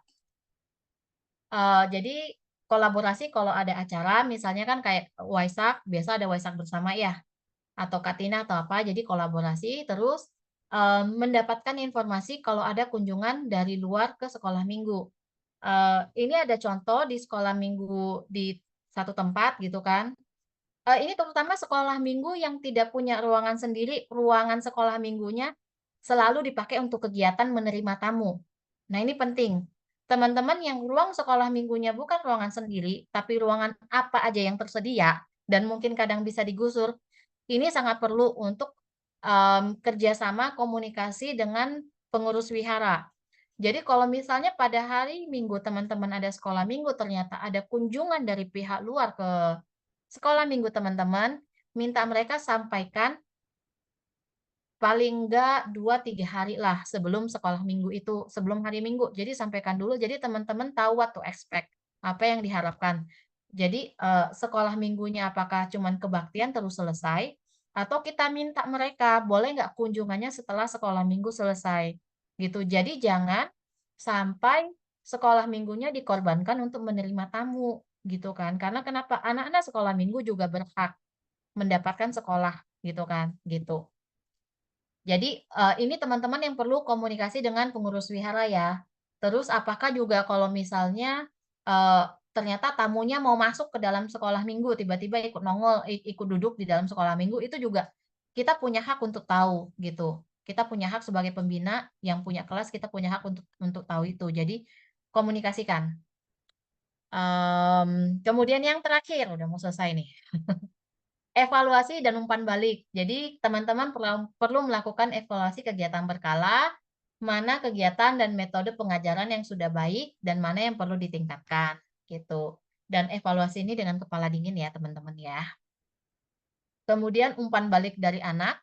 Jadi, kita sesekali kita boleh tanya kegiatan apa yang anak-anak itu suka, terus mungkin mereka ada kesulitan apa, begitu. Jadi, mmm ya, masih ada waktu. Ya, sekian materinya.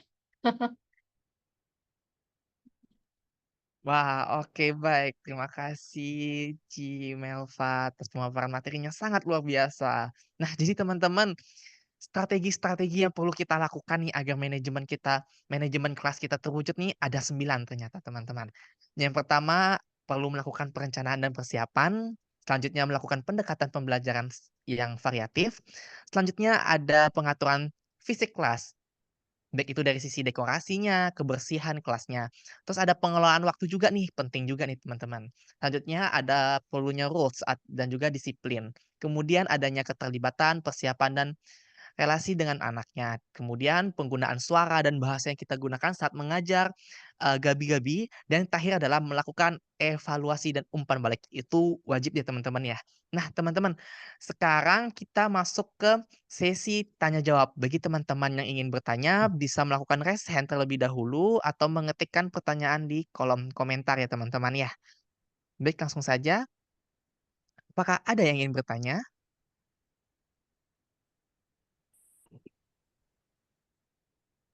Oke, mungkin teman-teman sini lagi ngetik nih kali ya teman-teman ya. Kita tunggu dulu ya Ibu Melva ya. Kita tunggu beberapa menit Ya, dulu.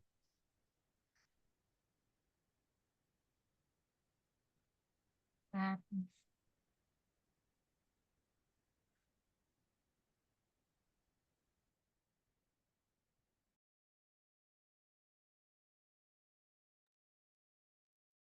Oke, mungkin pertanyaan dari aku dulu nih kali ya, Cimelva ya. Boleh. Dalam suatu kelas itu boleh gak sih kalau kita nerapin sesi materi terus sampai akhir kelas? Atau boleh diselang-selingin sama mini games gitu loh, Ci.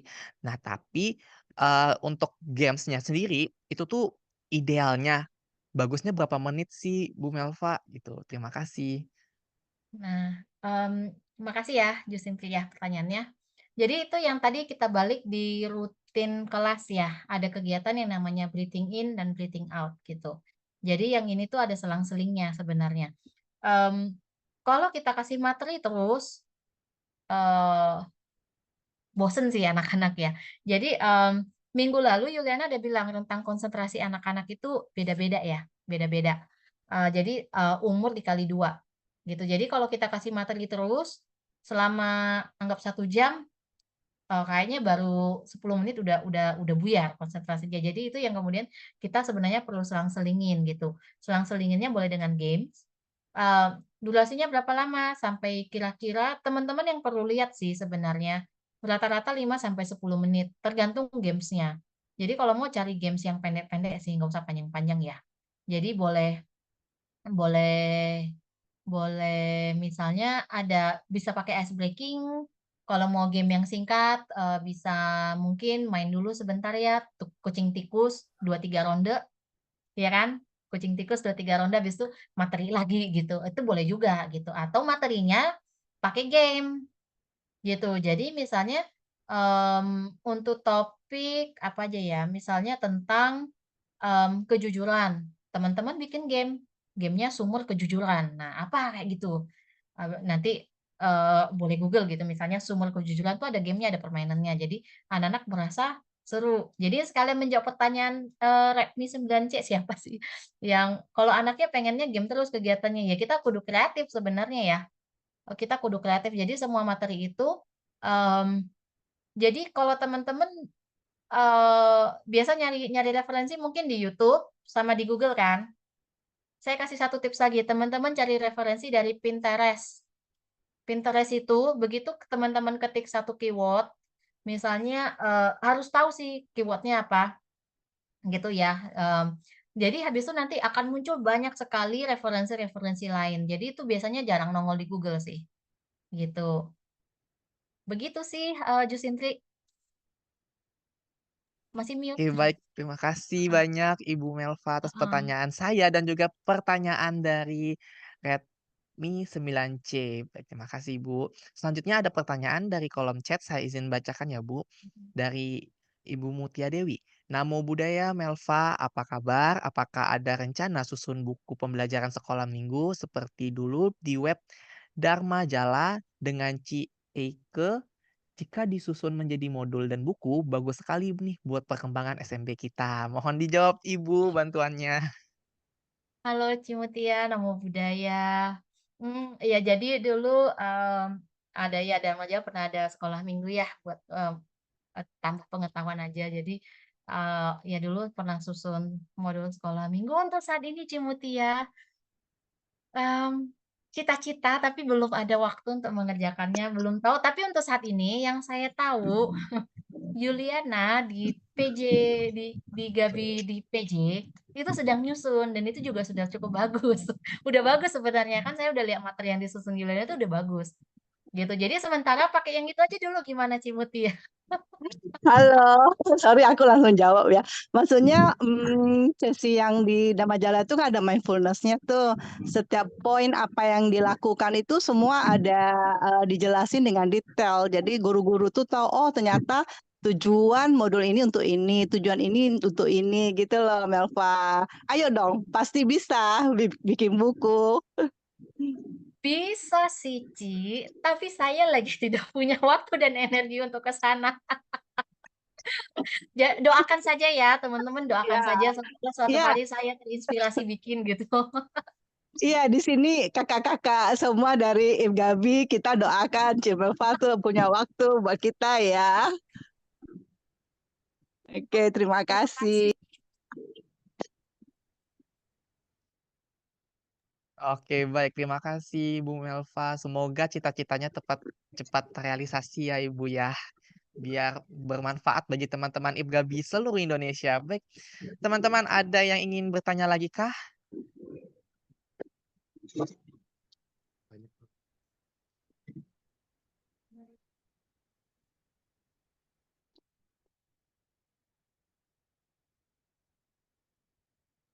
Oke, selanjutnya ada pertanyaan dari Resya. Saya izin baca, Ibu, nama budaya Miss, saya dari Wihara Padma Sagara mau nanya, bagaimana cara mengelola kelas agar kondusif jika di dalamnya terjadi masalah individu pada mahasiswanya? Mohon dijawab, Ibu. Namo Buddhaya, Resya. Jadi ini masalah individu di siswa ya. Jadi kalau harus lihat dulu.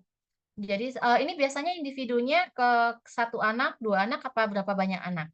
Boleh dikasih info dulu nggak?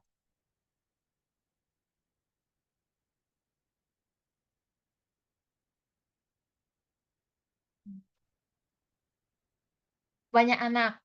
Oh, banyak anak. Oke, kalau gitu, apakah sudah ada aturan? Sudah pernah ada aturan belum di dalam sekolah minggunya?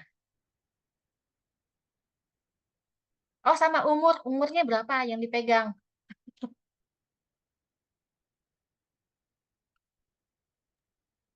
Mungkin Kak Resya bisa on cam gitu ya, buat diskusinya lebih enak. Open mic aja kali lebih cepet ya. Oh, jadi ini kelasnya rata-rata anaknya umur 10 tahun berarti ya, anaknya ada banyak. Hmm. Oke. Selama ini apakah sudah pernah dibikin aturan belum di kelas? Yang mungkin didiskusikan bersama anak apa dari Koko Cici sekolah minggunya gitu? Udah. Oke. Apakah konsisten aturan itu dijalankan?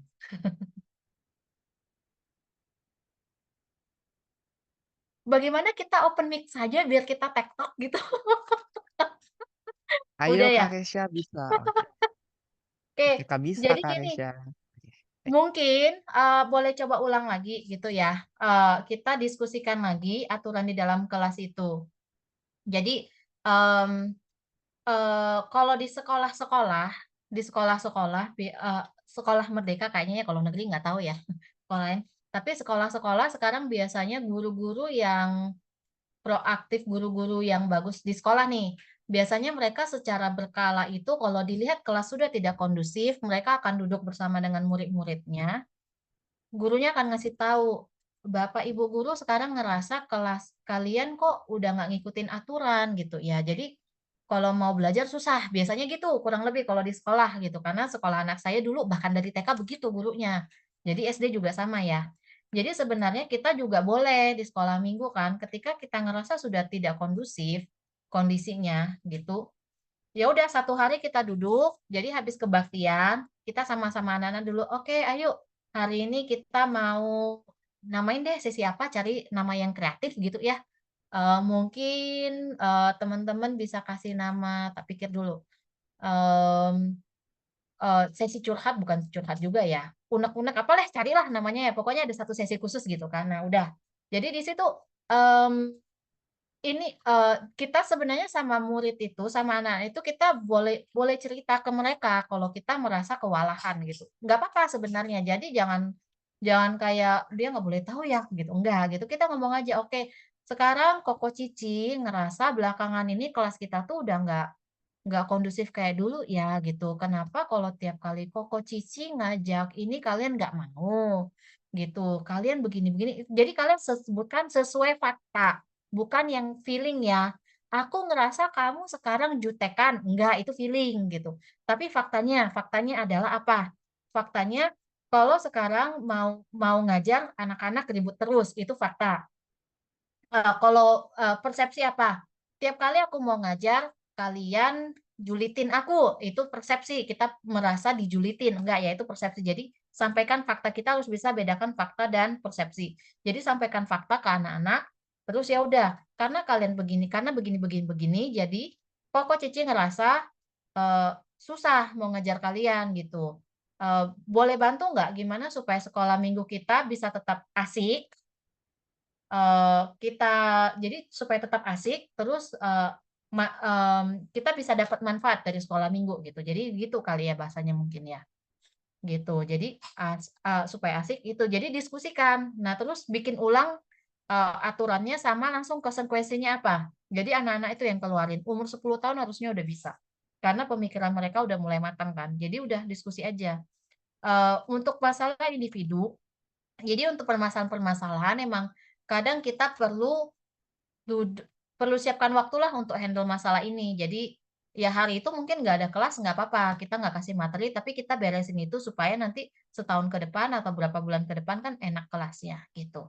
Jadi nanti kalau habis kita udah diskusi, berikutnya terjadi nongol lagi, kita tinggal ingetin gitu kan. Kita kan udah diskusi minggu lalu, terus sama ini, jadi kalau udah diskusi, mungkin anak-anak bisa jadi udah diskusi ya, tulis di kertas, anak-anak mungkin habis itu suruh kasih cap tangan apa suruh tanda tangan yang semua berkomitmen gitu kan. Kita tempel aja tuh di ruangan kelas gitu kan.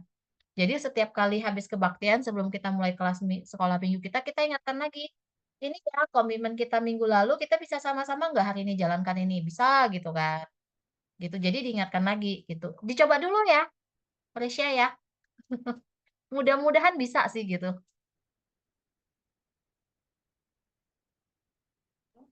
Oke, Sadu, semoga bisa. Terima kasih Bu Melva. Selanjutnya pertanyaan dari si Ciali. Namo Buddhaya, saya mau bertanya, waktu Gabi sekolah minggu, anak-anak selalu banyak yang nggak datang. Nah, gimana ya biar anak-anak mau datang ke Gabi atau sekolah minggu? Mohon dijawab, Ibu Melva. Oke, si Ciali. Kita harus pertama analisa dulu masalah nggak datangnya kenapa. Satu, apakah dari orang tuanya, dari rumah, atau dari sekolah minggu. Kalau dari rumah, apakah dia orang tuanya nggak mau nganterin, orang tuanya ngajak pindah sekolah minggu, kan banyak tuh alasannya kan. Jadi kita harus tahu dulu ini sebabnya dari mana. Kalau misalnya dari rumah, anaknya suka telat bangun atau segala macam, itu kita bisa akalin, masih bisa akalin gitu kan ya. Tapi kalau emang orang tuanya ngajak pindah, udahlah agak susah gitu. Nah, dari sekolah minggunya kita bisa ngapain? Pertama kita evaluasi dulu ke dalam kita. Apakah kelas kita rasa-rasanya udah menyenangkan dan menarik belum untuk anak-anak ini? Mungkin aja dia bosan, gitu kan. Terus itu tadi, mungkin perlu pakai sistem itu yang tadi, reward kalau dia datang, dia dapat hadiah. Untuk anak-anak kecil, itu works. Jadi pertama, jadi teman-teman ketika jalanin sekolah minggu, punya visi dulu deh di dalam pikiran teman-teman itu, aku jalanin sekolah minggu ini tujuannya buat apa? Apakah satu, supaya anak-anak ini senang dulu datang ke wihara, karena itu penting. Atau supaya anak ini semua jadi siswa Buddha yang baik, gitu kan. Jadi, apa yang ada, visi misi teman-teman itu sebenarnya menentukan teman-teman menjalankan sekolah minggu, gitu. Kalau dari saya pribadi, saya sarankan tujuan pertamanya cuma supaya anak-anak senang datang ke wihara dulu. Begitu dia senang datang ke wihara, berikutnya udah nyusul aja. Ya sisa-sisanya nanti akan nyusul kemudian gitu. Jadi supaya dia senang datang ke wihara, pertama, kita perlu cari tahu supaya dia senang datang ke wihara itu gimana. Mungkin setiap minggu itu kalau dia tiap datang dia dapat stiker. Sekarang kan banyak tuh stiker-stiker yang anak-anak senang ya. Atau dia dapat apa? eh terus apa mungkin kita perlu bikin kegiatan ada sesuatu gitu di kelas misalnya setiap minggu di kelas itu ada semacam kegiatan yang dia punya tugas di wihara. Jadi kasih dia tugas di wihara gitu ya. Misalnya kalau dia datang hari ini dia tugasnya adalah misalnya menyiapkan persembahan di altar. Jadi dia pasti datang nggak? Enggak, belum pasti juga sih. Jadi mungkin dia lebih termotivasi datang karena dia punya tanggung jawab gitu kan. Atau jadi harus dicari gitu. Terus satu yang pertama evaluasi dulu kegiatan kita tuh udah menarik apa belum. Dan ingat menarik di kita belum tentu menarik di anak ya. Karena usia kita dengan usia anak berbeda. Jadi kita emang harus tahu yang menarik untuk anak usia itu apa sebenarnya gitu. Begitu sih. Coba dulu sih. Jadi mungkin di awal-awal juga teman-teman boleh perbanyak games. Perbanyak games ya. Jadi ketika Nana datang tuh dia senang karena dia banyak main games doang gitu. Nggak apa-apa. Jadi pertama kan dia senang dulu. Tapi ketika di games teman-teman masukin nilai-nilai Buddhisnya di sana. Misalnya ketika main gamesnya misalnya games apa tuh? Games kucing tikus. Nah, game kucing tikus itu masukin nilai bonusnya gimana? Bagaimana kita melatih konsentrasi misalnya, teman-teman cari deh benang merahnya apa gitu ya. Ngecap-ngecap deh gitu. Begitu ya.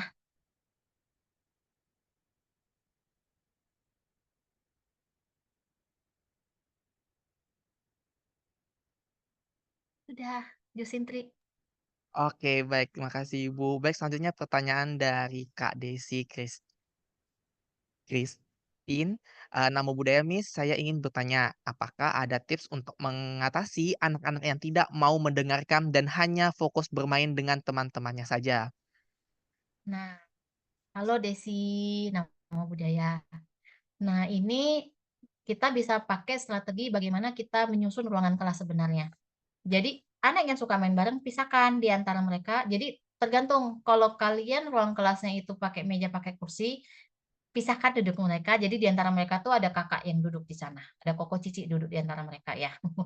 Pisahkan. Itu satu. Terus, salah satu dikasih tugas. Jadi, misalnya hari ini bantuin koko cicinya bagiin materi belajar, boleh. Jadi satu ditarik kan, jadi dia nggak ada temennya, gitu, otomatis dia ini, gitu. Atau mungkin teman-teman kalau misalnya di kelas sekolah minggunya itu ada rutin bunyikan lonceng ya, lonceng kesadaran misalnya setiap berapa menit sekali ada lonceng kesadaran. Nah, salah satu tarikin untuk bunyiin lonceng, gitu. Tapi kasih dia catatan ya, bunyiin. Jadi dia jadi penjaga lonceng, kalau Koko Cici suruh bunyiin, dia bunyiin. Sebelum disuruh nggak boleh bunyiin, gitu. Jadi harus harus ada aturannya dulu, gitu. Eee, jadi salah satu anak dikasih tanggung jawab ditarikin, pisahin, gitu. Dicoba dulu ya, Desi ya, semoga works. Oke, sadu semoga bisa terlaksana ya, Kak Desi. Baik, selanjutnya pertanyaan dari Kak Nio Semi. Selamat siang Bu Melva, nama budaya izin bertanya, apa fokus kegiatan breathing in dan breathing out? Terima kasih. Oh, ini ya neosemi, oh. Jadi, nama budaya fokus jadi breathing in itu intinya kegiatan yang menenangkan, breathing out kegiatan yang mengeluarkan energi. Jadi, biasanya breathing in, breathing out itu kalau kita dalam sekolah sekolah ya, mmm, kalau anak kelas kecil ketika dia baru datang dia perlu breathing out. Jadi kalau kenapa anak TK, anak kelompok bermain, kalau datang itu, kalau ke sekolah yang biasa pasti mereka main dulu karena dia perlu lepasin energinya. Baru dia bisa tenang untuk kegiatan breathing in yang mungkin apa misalnya, dia membuat membuat prakarya misalnya itu breathing in gitu. Nah, jadi kalau kita di sekolah minggu gimana? Jadi, ada kegiatan breathing jadi kalau di sekolah minggu itu ketika dia baru datang itu, kebaktian itu adalah kegiatan breathing in, kebaktian. Tapi misalnya habis kebaktian, kita ada nyanyi dulu ya, nyanyi untuk membuka sekolah minggu. Nah, nyanyi itu termasuk bagian dari breathing out, terutama kalau nyanyinya banyak gerakan yang heboh-heboh gitu kan, itu breathing out. Jadi nyalurin energi, terus mungkin teman-teman bisa masukin ada ice breaking di sana, itu breathing out. Kemudian habis itu ada kegiatan, breathing in-nya apa, jadi misalnya mulai masuk materi diskusi, diskusi itu udah masuk breathing in, karena dia tenang kan, calm gitu. Tapi habis itu mungkin ada games lagi, games itu jadi breathing out. Jadi biasanya diselang-selingin supaya lebih fokus. Nah, sama sebenarnya kita lihat aja, kalau kita misalnya ikut kegiatan seminar ya, dari awal masuk sampai selesai tuh kita cuma disuruh duduk denger aja, kita ngantuk kan, bosen kan? Susah ya konsennya. Tapi kalau setiap habis, 1 sesi kita diajak main game kan kita lebih semangat. Pas waktu main game pasti seru, ya nggak? Nah sama gitu, anak-anak juga gitu, gitu. Jadi, ketika, Newsome ini bikin, jadi diselang-selingin gitu. Jadi kalau misalnya hari itu ada aktivitas yang mungkin dia duduknya ada 2, di antara selang itu kasih satu yang dia gerak, gitu. Jadi untuk, dia refreshing otak dia, fokus. Ya, semoga membantu. Oke, baik. Ini mungkin ada pertanyaan yang agak mirip nih, Bu Melva, yaitu pertanyaan dari Kak Steven Wirali. Namo Buddhaya, Ci, saya izin bertanya mengenai waktu yang ideal untuk meditasi bagi anak-anak dan berapa lama waktu yang ideal untuk menyampaikan materi. Terima kasih, Ci. Halo Steven, Namo Buddhaya. Nah, untuk meditasi ya, kalau dari pelatihan mindfulness yang saya ikutin, jadi eh, mindfulness kan sekarang udah merambah ke dunia barat ya. Jadi udah ada penelitian saintifiknya juga gitu. Nah, untuk kegiatan meditasi disarankan biasanya sesuai umur anak. Jadi kalau anaknya 2 tahun meditasinya 2 menit, 5 tahun 5 menit, 10 tahun 10 menit gitu ya. Itu idealnya begitu. Karena sesuai dengan jadi sesuai dengan ya sesuai dengan umur mereka sih sebenarnya. Nah, yang pentingnya sebenarnya bukan di waktunya, tapi panduan meditasinya gitu. Jadi ketika teman-teman pimpin sesi meditasi, harus ada panduannya di sana. Jadi jangan, ayo semua duduk ya bersila tutup mata, habis itu teng ditinggal. Habis itu teng meditasi selesai. Anak-anak 2 tahun dia kagak ngerti itu disuruh ngapain cuma duduk diem gitu ya. Nggak ngerti kalau anak TK, apalagi kalau SD juga dia nggak pernah diajarin meditasi, dia juga kagak ngerti. Meditasi tuh ngapain cuma duduk diam, pokoknya udah itu meditasi kosongkan pikiran. Itu salah. Meditasi tidak mengosongkan pikiran gitu. Nah, kalau saya pribadi, saya lebih suka sesi meditasi dikeluarkan dari sesi kebaktian. Kita punya sesi sendiri, kita namakan, kita rebranding. Meditasi rebranding jadi sesi mindfulness gitu. Kalau saya pribadi, saya sukanya begitu karena dunia barat sudah membuat banyak metode untuk kita ngajarin mindfulness ke anak-anak dengan cara-cara yang lebih menyenangkan dan variatif gitu kan. Jadi meditasi itu tidak hanya melulu duduk diam, tapi juga bisa begini, coba ya. Teman-teman saya ya, ikutin saya ya. Oke adik-adik, sekarang kita mau panggil teman kita. Cici punya teman, namanya teman 5 jari. Ayo semua bawa teman 5 jarinya ke depan. Mana kok nggak kelihatan? Oh, ya, teman 5 jari ya. Oke, sekarang teman 5 jari ini kita akan nafas bareng teman 5 jari kita. Oke. Siapkan jari satunya lagi telunjuknya. Siap. Ikutin ya. Tarik nafas, buang nafas. Tarik nafas, buang nafas. Tarik nafas, buang nafas. Tarik, buang. Tarik, buang. Mundur lagi yuk. Tarik, buang. Tarik, buang. Tarik, buang. Tarik, buang. Tarik, buang. Nah, ini dia teman 5 jari kita. Kita bisa panggil kapan ya teman 5 jari kita ya? Kalau misalnya kita lagi sebel banget ya sama papa mama gitu habis dimarahin. Untuk menenangkan diri kita boleh panggil teman 5 jari, nemenin kita. Jadi kita nafas bareng sama teman 5 jari kita. Gitu sampai rasa sebel kita hilang. Nah, itu contohnya. Jadi kalau aku pribadi, aku suka dikeluarkan. Kita bisa masuk lebih dalam dan jauh lebih sederhana, anak-anak lebih dapat. Gitu. Mudah-mudahan minggu depan kan sama Ayah ya. Ayah kasih masukan lebih banyak untuk sesi mindfulness. Jadi gitu ya. Ada banyak tips-tips, tapi teman-teman boleh Google udah banyak sih yang sharing-sharing mindfulness untuk anak-anak. Nah, waktu ideal untuk penyampaian materi itu biasanya sesuai dengan fokus anak-anak. Jadi terutama anak-anak yang sudah kena gadget, fokus mereka sangat pendek. Teman-teman sendiri bisa rasain deh.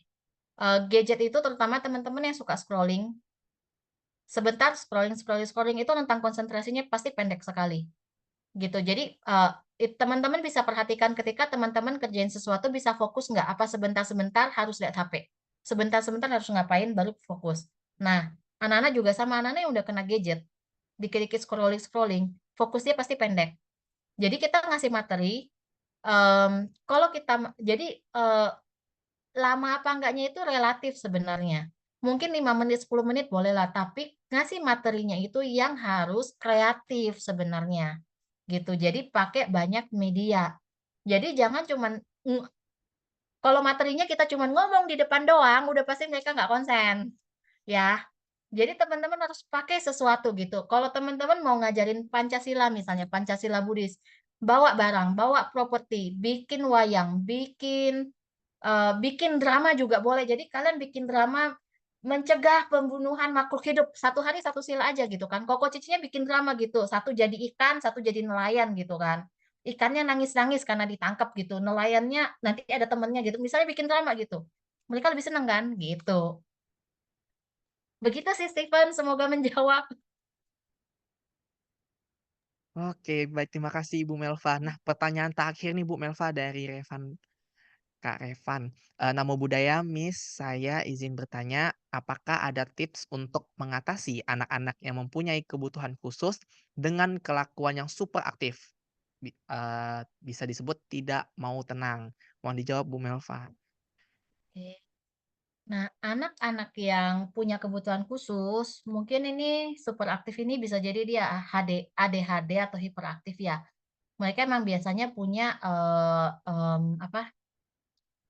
punya penanganan tersendiri. Jadi anak-anak yang biasanya kalau dia itu ADHD, dia itu hiperaktif, dia di awal itu harus dihabiskan energinya dulu biasanya. Terus, ada tips. Jadi ketika dia misalnya dia di kelas itu udah gerasa-gerusuk mau gerak sana gerak sini, kita pakai sentuhan, gitu ya. Bisa pegang bahunya, usap lembut, "Jalan pelan yuk," kalau dia lari ya, "Yang pelan, yang pelan, yang pelan," gitu. Jadi, untuk yang ini sebenarnya emang teman-teman perlu banyak mengambil ilmu dari luar sebenarnya, gitu kan. Karena setiap kebutuhan khusus punya cara penanganannya sendiri dan, tergantung ilmunya, sumber ilmunya dari mana gitu. Jadi, salah satunya itu kalau yang hiperaktif itu bisa jadi ketika dia udah mulai, aktif, teman-teman sentuh pelan ya, sentuhan itu mempengaruhi. Sentuh sentuh pelan aja, terus ngomongnya juga pelan, yang lembut, jangan jangan galak, "Woi yang pelan woi, pelan," enggak gitu ya, cuman, "Yuk pelan yuk, tenang tenang tenang," gitu. Jadi biasanya berkebutuhan khusus kalau bisa ada satu orang yang handle aja. Kalau bisa orangnya sama aja, jadi kan dia lebih tahu, jadi dia dapet gitu.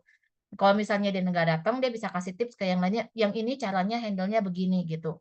Jadi jangan tiap hari tiap minggu ganti-gantian, nanti kalian nggak tahu gimana apa sih, lebih susah dapatnya. Dia anak ini harus diapain. Jadi satu orang handle, emang harus dicari benar-benar karena, kebutuhan khusus itu kita nggak ada banyak aspek yang harus kita lihat. Pertama dari rumahnya, terus kita harus lihat pola makan dia gimana, pola tidurnya gimana, aspek pertumbuhannya tuh banyak banget yang harus dianalisa. Jadi nggak mungkin satu sesi ini nggak bisa dijawab di sesi satu ini. Jadi yang paling immediate yang bisa saya jawab yaitu pakai sentuhan dulu ya, gitu. Oke, Semoga baik, terima membantu ya kasih. Revan ya. Baik, terima kasih Ibu Melva atas jawaban-jawabannya sangat-sangat luar biasa dan juga mohon maaf teman-teman karena keterbatasan waktu untuk pertanyaan teman-teman yang belum dijawab nanti akan kami keep dan juga akan dijawab oleh Bu Melva melalui WA chat di grup ya teman-teman ya. Baik, terima kasih banyak Bu pemaparan materinya yang sangat luar biasa dan juga jawaban-jawaban yang sangat luar biasa. Sebelum kita masuk ke sesi penutupan, yuk teman-teman kita foto bersama yang akan dipandu oleh Ko Jarvin. Kepada Ko Jarvin, waktu dan tempat dipersilakan. Oke, baik, terima kasih.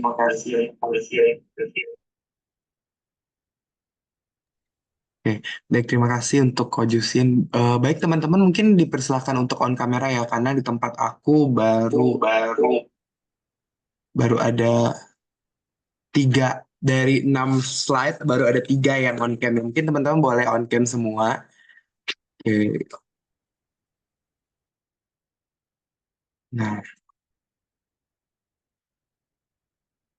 sambil menunggu mungkin aku izin ya Bu Melva dan teman-teman semua untuk Mas tahu gaya apa yang kita pakai. Jadi biasanya kalau misalnya di IPGABI kita ada 2 gaya wajib. Yang pertama tuh kita mau Anjali gitu ya. Yang pertama nanti kita foto yang pertama kita Anjali. Baru nanti setelah Anjali kita akan gaya Gabi gitu ya. Jadi gaya Gabi itu seperti apa? Nah silakan diangkat kedua tangannya, terus disilang aja seperti ini di pipi gitu. Nah ini gaya IPGABI. Oke. Nah, tapi sebelum kita Gabi, kita ini dulu ya, foto Anjali dulu ya, teman-teman. Oke, mungkin aku tunggu 1 menit lagi. Mungkin ada yang mau sisiran dulu, ada yang mau rapi-rapi dulu, boleh gitu. Oke, biar di slide belakangnya juga ke foto semua. Oke.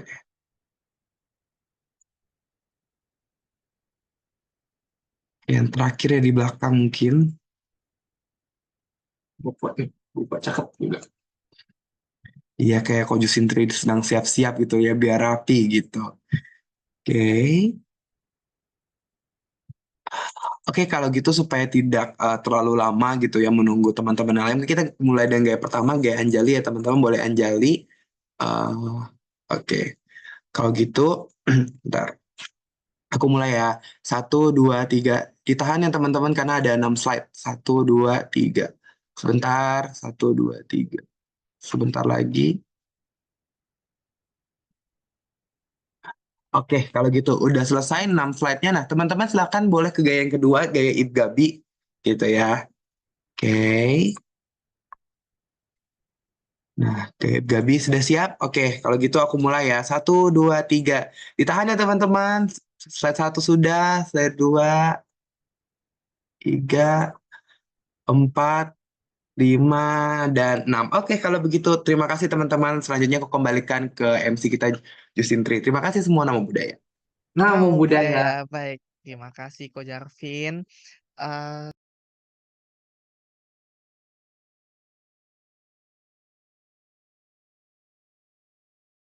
Kok mute suaranya? eh, baik Ko Jarvin atas panduan dokumentasinya. Baik, selanjutnya adalah doa penutup yang akan dipandu oleh Cifarida. Kepada Cifarida, waktu dan tempat dipersilakan. Ya baik teman-teman, mari kita tangannya beranjali untuk penutupan pada acara sesi pelatihan kedua kali ini. Semoga materi yang telah diberikan oleh Cimelva dapat bermanfaat dan dapat kita terapkan di wihara masing-masing dan di sekolah minggu kita juga. Mari kita membacakan wandana.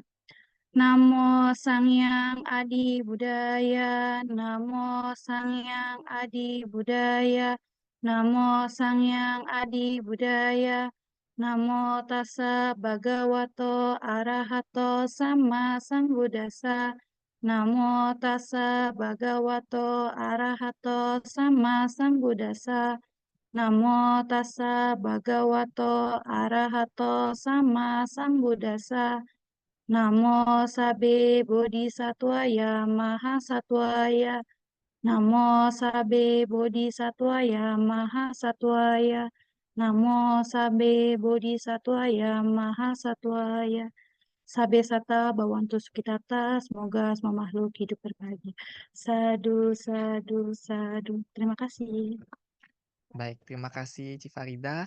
Tidak terasa kita sudah berada di penghujung acara. Saya Jusintri, izin untuk undur diri. Mohon maaf jika ada salah kata yang tidak berkenan dan kami mengucapkan terima kasih banyak kepada Ibu Melva telah menjadi narasumber kita pada hari ini dan juga seluruh teman-teman yang sudah berpartisipasi hadir untuk pada acara sore hari ini. Dan sampai ketemu lagi di pelatihan IPGABI edisi ketiga minggu depan dengan tema pelatihan manajemen diri melalui mindfulness bagi pembina SMB Gabi. Sabe Sata Bawantu Sikitata, semoga semua makhluk hidup berbahagia. Sadu, sadu, sadu. Selamat sore. Namo Sangyang Adi Budaya, Namo Budaya. Nama budaya. Budaya. Baik. Terima kasih, Teman-teman Bu. jangan lupa ya untuk isi link Terima kasih. absennya ya untuk sertifikat nantinya. Terima Ditunggu. kasih Terima kasih. semuanya teman-teman. Terima kasih semuanya. Hidupku kadang bahagia, kadang duka datang. Terima kasih, Coach Apa Jarvin. jejak langkahku, namun ku kan selalu sadari segala yang terjadi memang buatku sendiri. Biar ku hapus keraguan, hapus kebimbangan yang hentikan mimpi-mimpi, karena kau ada di sini membuat hatiku tegar hadapi semua. Terima kasih kau telah tunjukkan aku damai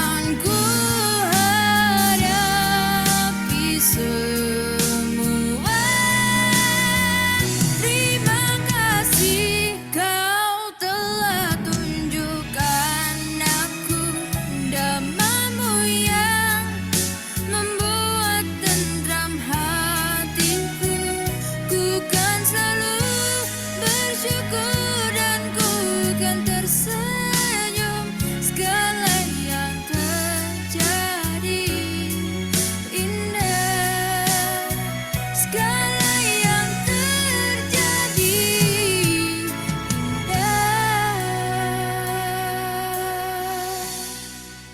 pada waktunya.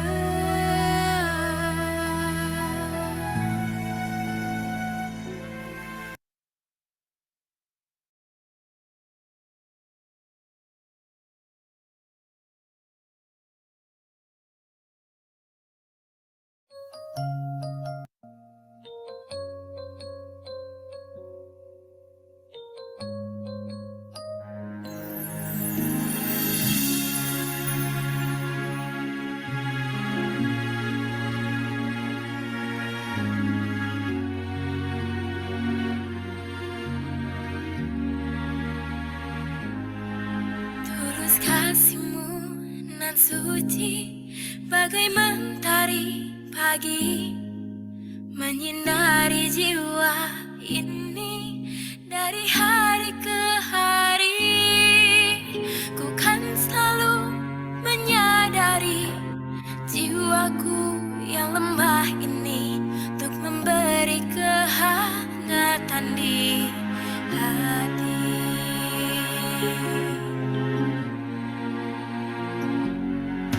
Ku tahu kau takkan letih, kan selalu memberi, melindungi jiwa ini agar selalu berseri. Kasihmu nan abadi kan ku simpan di dalam hati, damai kasih sangga selalu ku nanti. Sangga yang mulia takkan ku lupa, sangga yang mulia tiada tara.